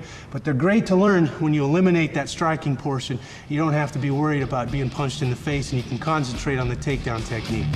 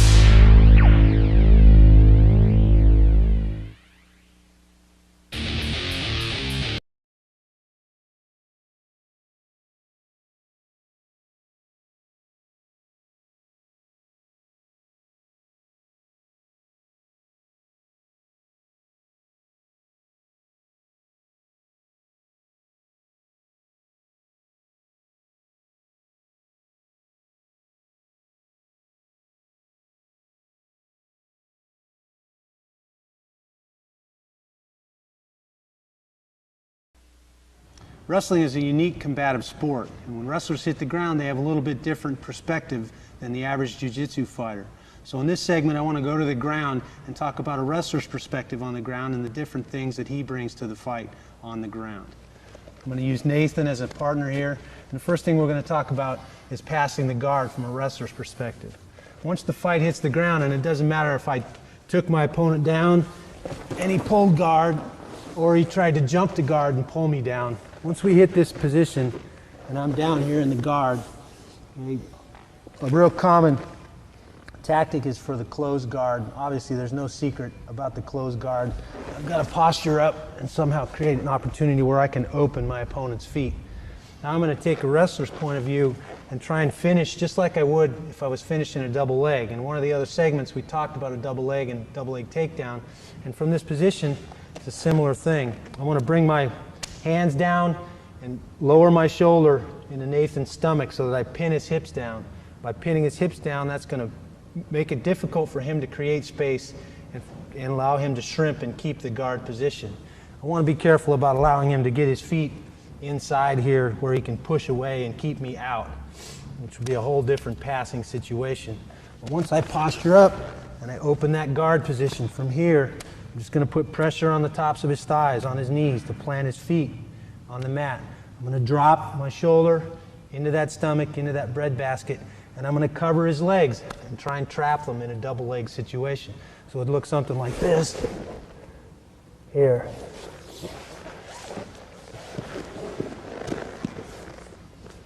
Again, I'm taking my head to one side. Doesn't matter. I can go either way. I'm going to drop that shoulder. Just imagine there's a spike on the top of your shoulder and you're going to spike it right through his belly button. Pressure on the knees. Drop that shoulder. The hips come up and I capture those legs. Now from here I'm just going to do the Fred Flintstone. I'm just going to tippy-toe around those knees and legs, keeping them thighs isolated together. Again, with that shoulder pressure, it's going to make it hard for Nathan to shrimp and create space to keep the guard. So he's going to be posting on my head and trying to keep me from working up, and that's okay. I need to be tenacious. I need to be dynamic. I need to be persevering and just grind my head through those hands and keep working up his body. So again, just posturing up, breaking that guard open. I'm going to put pressure on those thighs, driving those feet into the mat. I want to drive my shoulder down into that stomach, spike into the mat. Boom. Hips come up, capture the legs. Capturing those legs right around the thigh. Now I'm just going to tippy-toe around and work up. I need to grind my head in and get through his hands and just work right up into a good cross-side position. But a lot of times what happens here as I pass is, again, just like that double leg takedown, when I get in this position, I spin Nate around here. I get in this position and I'm working my way up, I can look for that ankle lace. Again, working up in that ankle lace and looking for that toe hold submission or calf submission here. I want to capture his hips with my legs, move towards his head, and crank. And another option from here, as I drop my weight and come around those legs, and especially if he's pushing on my head and trying to keep me from climbing up to cross side, is to step over his feet. Once I step over his feet, I don't want to stay on my side here. I want to transfer to a belly position. Puts a lot of pressure on Nathan's knees, and now from this position, I can start to work up slowly. And now rather than come out in a good cross-side position, I come out in a mount position, which is one of the best positions I can achieve in a fight. From here, obviously, I can do a lot of things, punch and strike and dominate my opponent. So not only can I pass this guard with this double leg pass, working up to a good cross-side position, it gives me a potential opportunity for an ankle lace which can be a decent submission attempt. Or I can hook those legs, belly down, and then I'll work my way up to that mount position. So this can be a real nice pass, and it's a little bit different pass. A lot of wrestlers are pretty adept at that double leg finish. We do that all the time. So this is a real common way for a wrestler to pass the guard. So a little bit different angle on that double leg pass. Again, dropping my shoulder. I want to keep pressure on his thighs, spiking him down so he can't move his hips. Now, the legs, locking my hands, and I'm just walking around those legs. Here, work that bottom knee inside. Work up to a good cross-side position. Okay, do it on the other side. Locking those hands, following around. Again, looking for that ankle lace, or looking for that mount, where I can belly out and work my way up his body to the mount position. Okay. Double leg pass can be a pretty effective way to get past a guy's open guard. If we move from the open guard to a pass that I like to use occasionally for this closed guard. Sometimes guys have really, really good closed guards. They have strong legs. It's hard to posture up. It's hard to break his feet apart. Okay? One thing that I'll try to do here is what I call a cradle pass. And there's some risks involved that we'll talk about in doing this cradle pass, but it can be a pretty effective pass. Basically what I want to do in this closed guard as I cover is I want to isolate one leg, and it doesn't really matter which leg you pick the side. So I start to cheat a little bit over and isolate one of his legs. As I isolate that leg, I want to come over his head, and this is the dangerous part right here. Anytime I come over his head here, if I don't have him on his side and isolated, I just simply come over here, he'll just slide around and take my back. Now obviously I don't want to be in this position, so there's an inherent risk, and you have to be a bit careful. You got to be attentive here. Make sure and isolate. Put weight over on this side. If he's turned and you've isolated this leg, it's hard for him to slide out that side and take your back. So that's a very important key. So as I'm here, he's got his closed guard. I'm going to isolate, come over his head. And what I'm doing, if I turn here, is as I isolate, I'm bunching his leg, his bottom leg, towards his head. I'm using my elbow to walk his head towards his knee. Once I get in here, I'm just going to reach through. I'm going to bunch it up. Give me some resistance, Nate. Bunch it up, and I'm coming over the top leg and locking my hands. Okay. Basically, I'm using my leg and my elbow to bunch him up here. And I'm going to take my hands over and lock them on that top leg in a cradle. And once I lock that cradle in, I can walk my hips out over this bottom leg, and it's hard for him to follow and keep his guard at closed guard position. Okay. So I turn around here, isolate that leg, and bunch him up. Locking the hands, keeping that head trapped. And I've broken his feet apart with that bunch cradle. Now I'm just going to slip out and move up to a cross-side position. So a little bit different angle on the cradle pass. Again, I'm isolating one side, isolating that hip and leg. I want to bring my elbow into his ear, and I want to start to bunch his head towards his knee. As I bunch his head towards his knee, I'm going to reach through his legs. Actually, I'm going to reach over his leg and lock my hands. Okay. Coming over his head, locking my hands. Now from here, simply walking my legs out. And I chest into him, and I establish a good cross-side position. It's nice, ain't it, Nate? Oh yeah, it's a great time. Real slow like that. Now, what again, we talked about the inherent risk, and if you don't isolate that hip and get some pressure on this side of his body, how he can take your back. And that sometimes happens. So as I go here and I start to isolate, if he starts to slip his hip and come around to take my back, I can just bring this leg up. And the higher I get this leg up, the harder it is for him to finish and take my back. So if you get yourself into trouble, there's at least a way that you can counter that and keep him from taking your back. Now I can come back over and come back to a safer position and start over again, go to a different pass. All right? So again, turn this way. Actually, I want to go here. I want to isolate that leg, come over the ear, punch the head towards his knee. Doesn't like it, it's not very comfortable. Okay, the free hand's coming over the top leg.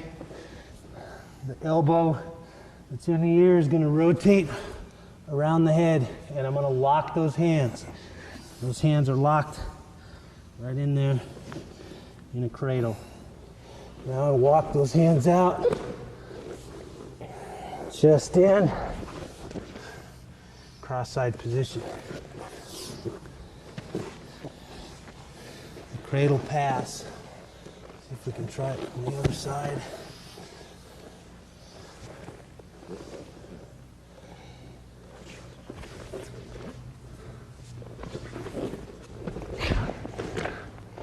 Another option here, especially from the open guard. The guy's using his hands, and again, I like to think of this position a lot of times as pummeling like Greco on a horizontal plane. We're horizontal on the mat instead of upright in a normal pummeling position. With your hand fighting, you're pummeling, you're doing a lot of the same things. All I'm going to do is just capture one hand. I'm going to use this hand now as a 2-on-1, just like if I was standing and using a 2-on-1 to manipulate my opponent so I could take him down. I'm going to capture that 2-on-1 and I'm going to press it to his hips. Okay, once I press it to his hips, I'm going to use this as a point of pressure to walk my legs around his legs and pass his guard. So I pull it in and I press it to his hips. Now I'm just going to tripod up and I'm going to keep that pressure down on his hips so he can't follow me with those legs. Okay, and now I can slide in. Again, your partner's probably hoping he's wearing a cup if you do this, so you get an idea where you want to put the pressure. All right, your hand fighting, just capturing that 2-on-1, pulling that wrist in, grabbing that right at the elbow, where I can use that again. That elbow joint is like your knee, a one-dimensional joint. I can put some pressure on that elbow joint. I'm going to use all my body weight, spike that down through his hips. Now I'm going to tripod up, again putting more of my body weight up here. And now I'm just going to walk around and come in. Now I think you should be able to distinguish between some of these passes that are more fight oriented, where my partner can punch me in the mug, okay, and obviously in this situation where I'm here, you can't, it's more of a grappling pass where there's no striking involved. And you're going to have to play with some of these and determine whether or not you can pull this off in an event where a guy can elbow you or punch you in the face. Okay, 2-on-1 pass. Again, just pulling that wrist in, pinning it to his body, using my body weight. Okay, tripod up, walk around, cover, cross-side position. Okay, so there's 3 different passes, kind of from wrestling technique and a wrestler's perspective on how to get past the guy's guard, open or closed.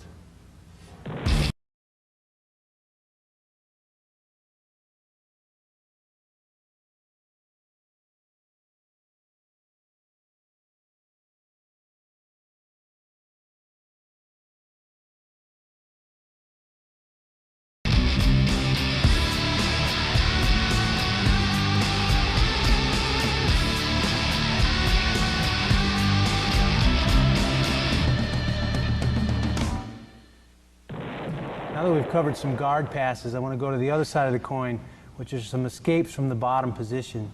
And again, these are escapes that come more from a wrestler's perspective and kind of the way a wrestler thinks.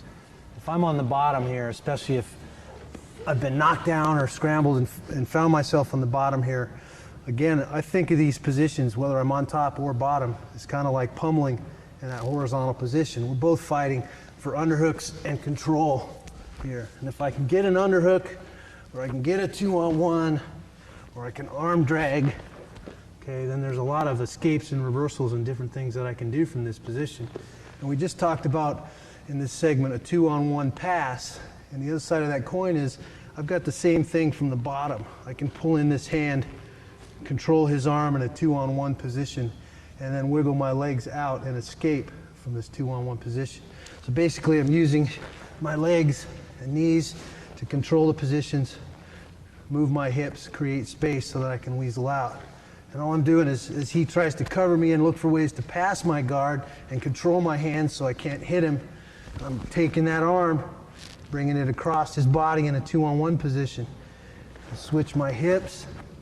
Okay, from this 2-on-1 position, all I'm going to do is weasel, hip heist, and weasel my hips out from underneath them. Now from here, I kind of have my choice. I can be aggressive and try to attack him here, which case I may end up in a scramble, which could come out on top. Maybe I'll come out on bottom. You got to decide and weigh those options. But the conservative thing to do is to probably just get back to a neutral position here, where I come back to my feet and I can start over and hopefully achieve a better position in the next altercation and come out on top rather than being on the bottom. So again, when I'm on the bottom, I'm looking to control those hands, that 2-on-1. Okay, it's simple from a 2-on-1. Push away, weasel out, keep a good grip on the elbow and the wrist. Hip heist, and I'm the quarters. I'm the neutral position right here. So just a 2-on-1 escape. Pretty simple. Again, I'm using an open guard here. I'm not using a closed guard. This closed guard, what a jiu-jitsu person would tell you is that this is a neutral position. From my way of thinking and a wrestler's perspective, anytime I'm on the bottom, anytime I'm on my back, I don't feel very neutral. Okay, he's on top of me, I'm carrying his weight. He can punch me, he's looking for ways to pass. And sure, I can be effective in controlling and tie him up and maybe frustrate him and force him to make a mistake, which is more what a jiu-jitsu practitioner is thinking. But at least from my mentality as a wrestler, I'm not used to being on my back. I don't like being on the bottom. And so I want to find a way, use my feet, use my legs and hands, and pummel in this horizontal position, fight, hand fight, and find a way to escape and get out of here. 2-on-1, scramble, hip heist, okay, and I'm back out to a neutral position. The hip heist, as I use that term, is basically just any time that I switch my hips. Now my hips are facing up. If I switch my hips, now they're facing down. They're facing down, and I need to switch my hips so that they're facing up. I hip heisted the other direction. It's a common wrestling term to hip heist your hips one direction or the other. So as I use that term throughout this segment, you'll kind of know what I mean from now on. So that's just a basic 2-on-1 escape. Here. Okay. Again, 2-on-1, I can attack. Move into him, create that scramble. Okay, the 2-on-1 escape. So just like the 2-on-1 escape, and we're pummeling in that horizontal position, a lot of times I can achieve that underhook. And especially in the half guard, I like this underhook position. Okay, if I end up in this half guard position, if he gets an underhook, okay, he's controlling me and able to pass my half guard and achieve a better position. And here's the fight. If I get the underhook, now I can circle towards that underhook, and I've got an escape route, either to, like the 2-on-1 pass, hip heist, and come out and come back to a neutral position. Or if he tries to whizzer and counter me here, I can come back under and roll him to escape. Okay, so if we switch our half guard, you'll see as he's got a half guard position here, I've trapped one of his legs in half guard.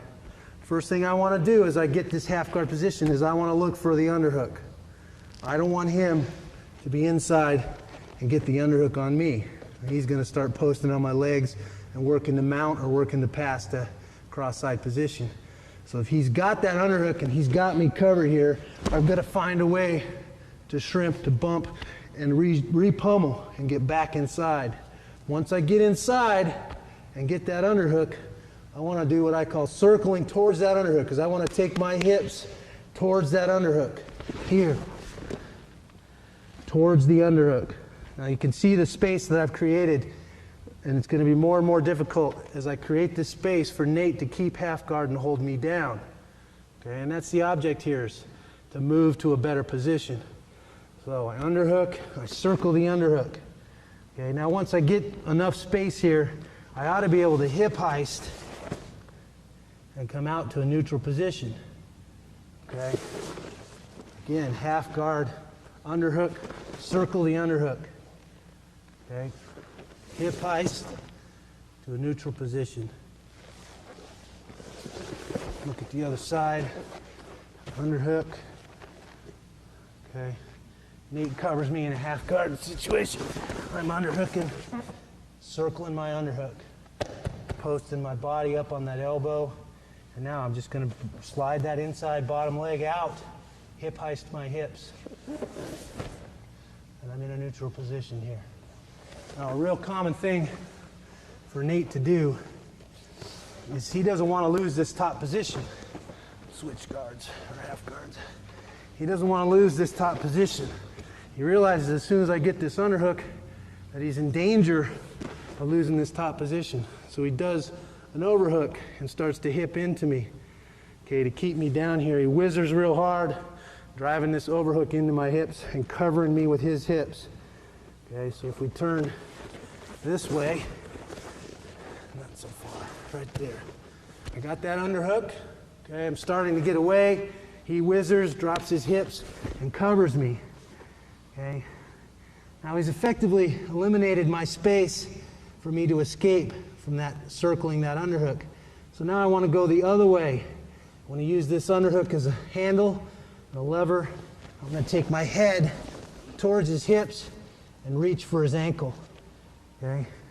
As I'm in this half guard position, he's covering, his weight and momentum is carrying him this way to keep me down. I'm going to change directions. Take my head towards his hips, reach for this ankle so I have some leverage, something to lift on. Okay, I've effectively reversed him or escaped. Again, if we go on this side, I start to get out, he whizzers, hips into me. I'm going to take my head towards his hips, reach for that ankle. I'm pulling on this underhook and disappearing underneath.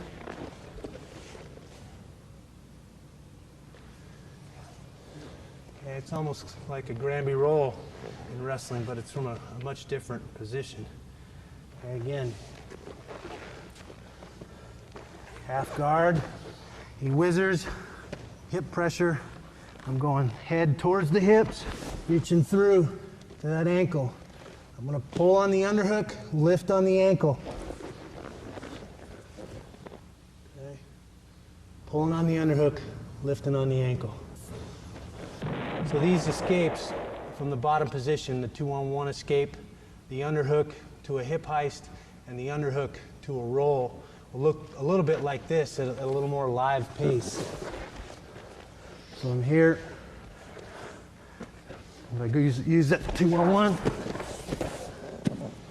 You can just drill it just like that. Right here, we're working guard, open guard. Nate's trying to cover me, keep me down. There's a 2-on-1. Okay, half guard situation. He's trying to cover and keep me down. I'm going to start circling my underhook and hip heist. Half guard, get my underhook, Okay, circle towards my underhook, hip heist. Okay, half guard. Start the circle, he covers and whizzers. I'm rolling him through, going through under his hips. Here, start the hip heist, he covers, whizzers. Okay. It's important to remember, if you're doing that roll, that you want to kind of bring your knees towards your chest when you roll. I don't want to be flat backed. I don't roll. Here I'm more square like a box. Boxes don't roll very well. If I create like that rocking chair where my back is arched, I disappear under there and I roll much easier that way. So that's something to think about if you're having trouble with your momentum and finishing that rolling technique. Wrestlers bring a unique mat sense to the grappling game and a little bit different perspective. What I think of as reversals, where a jiu-jitsu person would call a sweep, is something that I want to cover now.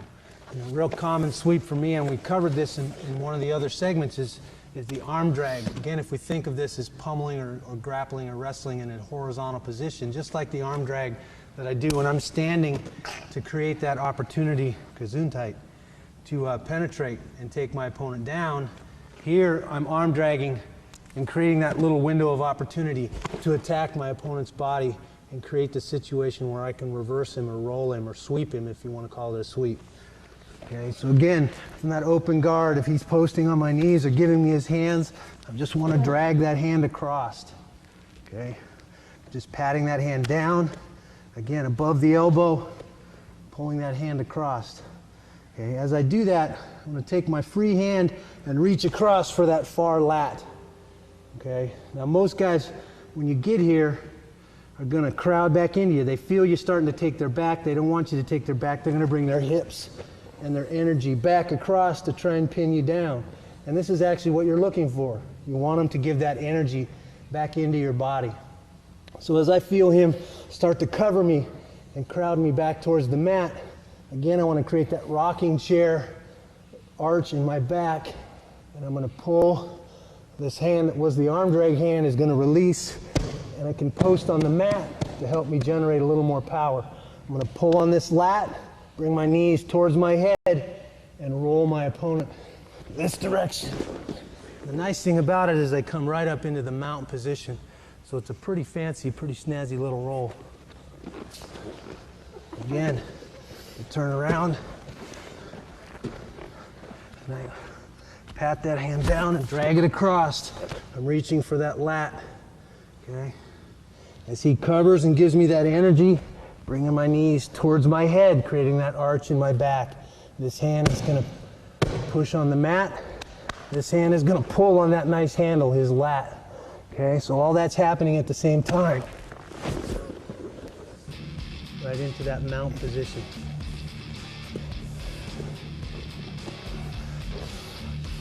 Arm drag, reaching, okay, he covers, energy, roll, okay. Arm drag, reaching, roll.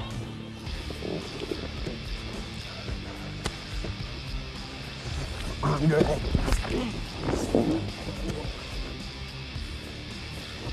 Now, occasionally you'll run into a person that when you arm drag them, they don't give you that energy back in. They stay here. All I'm going to do is take this bottom leg and kick right where his knee meets the floor. I want to kick that leg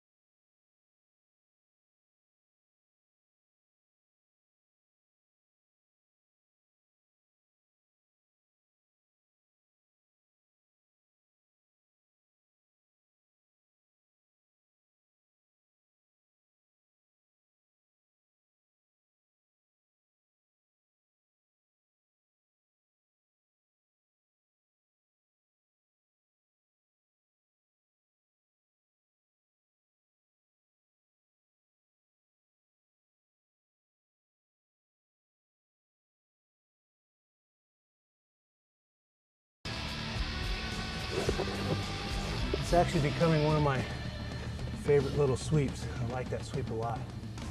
So that arm drag reversal or arm drag sweep is a real nice technique. Another little bit different technique, once a guy has you in cross-side position, the more traditional jiu-jitsu person is going to try and shrimp away here and pull what they consider a neutral position or guard position. So their objective is to brace, shrimp away so they can get this inside knee through and pull guard. And my way of thinking, at least from a wrestler's perspective, is that if I do all that work to create space and shrimp away here so I can bring this knee up, I think, in my opinion, I would much rather be aggressive and try and get to a better position. I'm, as a wrestler, not comfortable being in the guard or being on my back necessarily. So when I shrimp and get away here, rather than pull this knee up and move my head away and pull guard, I'm going to go in, move towards my opponent, and try to attack this bottom leg, this outside leg, in a single leg, as any wrestler knows how to finish a single leg. So as I brace from cross side and shrimp real hard here, okay, and brace away, rather than pull guard, move away with my head, I'm going to move my head in. Again, I'm going to hip heist real hard here and attack his ankle in a single leg position right here. And on the other segment, we were in this position. We finished the single leg in our takedown segment in my tapes. So you should know, if you bought that tape, how to finish from here. But what I want to do is I want to stay below his knee. I don't want to attack him at the knee, because that's going to allow him to sprawl and cover me. So as I shrimp away and I come and hip heist, I want to make sure and stay below his knee, down on his ankle. If I'm at his knee, he's going to take his foot away and cover my head with his hips. Now I'm in no better position.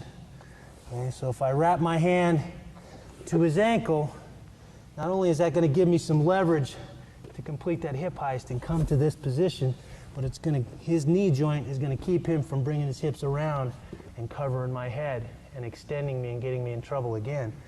Once I get here, I'm going to keep circling to that angle and change hands. This hand's going to switch. That hand's going to capture the ankle, and I'm going to reach across. Try and drive through them. Okay? So a little bit different offensive technique from the cross-side position. Okay? Rather than just shrimping here and creating space to pull guard, I'm going to shrimp here, create space, and now I'm going to attack this ankle and hip heist right to that single leg. Okay? Most people don't expect you to go that way. When you create that space, they're covering, they expect you to pull guard. They expect that knee to come in and come across. So you'll catch guys by surprise sometimes. So again, cross-side position, shrimping, creating that space, bracing, hip heist here. Change hands, okay, that angle.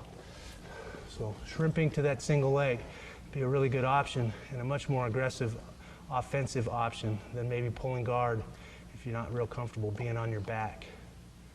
A nice finish from this single leg position is a Granby, and a lot of times you'll find yourself in this single leg position and a guy will come over your body and try and trap your wrist to try and extend you and lock you in here.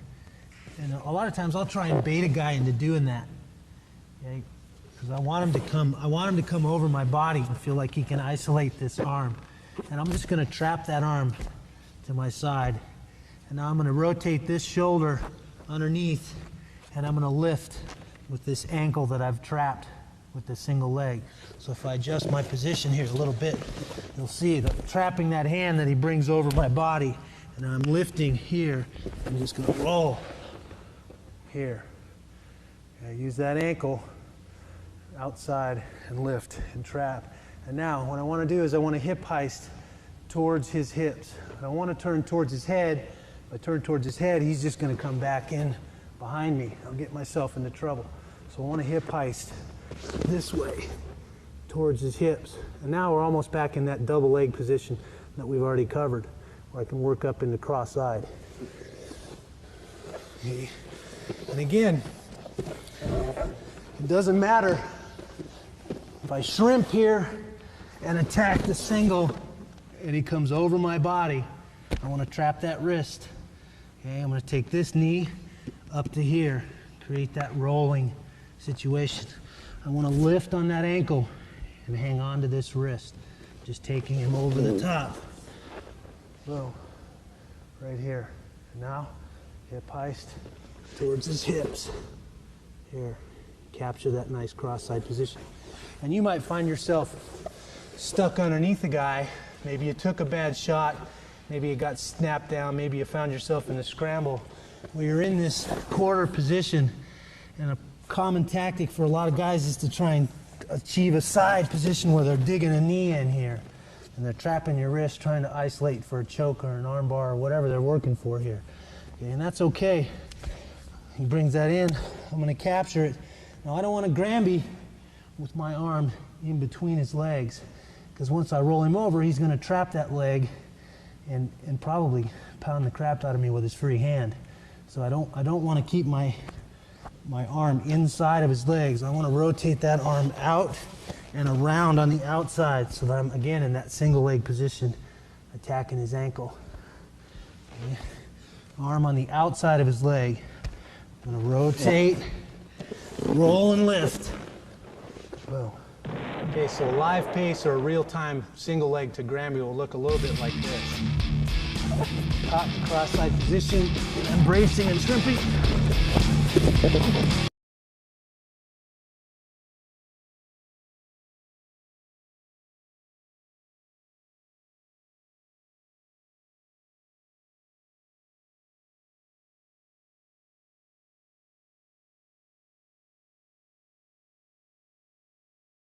Something that some guys won't expect. They won't expect you to roll that way, trap that wrist, and go to that Granby position. So it's a nice technique. Now this is a little bit different option from the bottom. A lot of times, if you're being aggressive here, using this open guard and working here, a lot of times you find yourself in this position where either he's sucking your leg up to try and pass, or maybe you've gone for a triangle choke and he's countered that by sucking that in.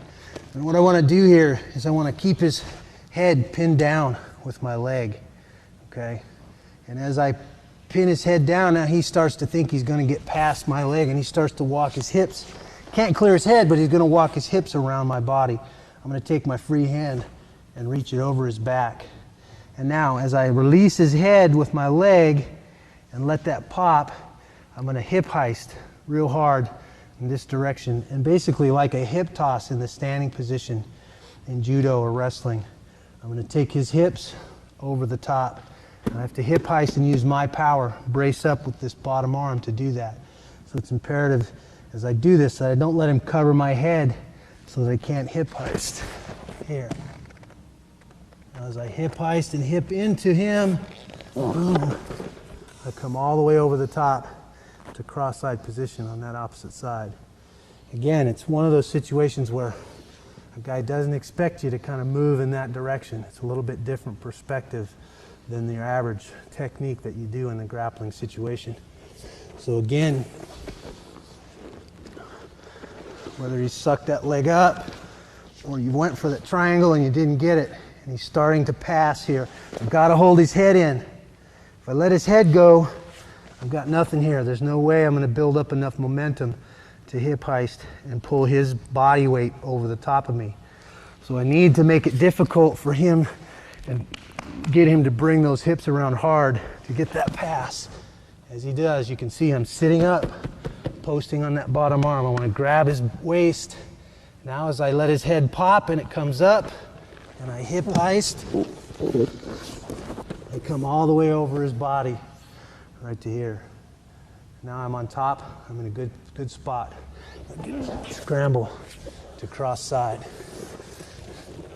It's a little bit different technique. Open guard. Go for that triangle. Hold him down. Don't let him come. As he comes around, sit up. Capture that hip. Let the head pop. As he brings his head and chest up to cover me, I'm hip heisting.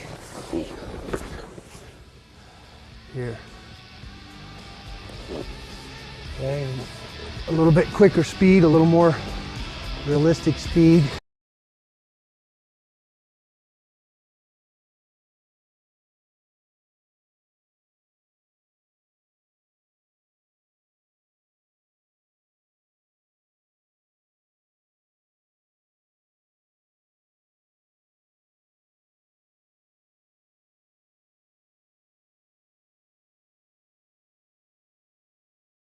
perspective, something guys might not expect from the grappling position. So whether you're trying to pass the guard or you're using escapes and reversals, a wrestler has a little bit different perspective. And you studying that perspective is going to make you a better fighter.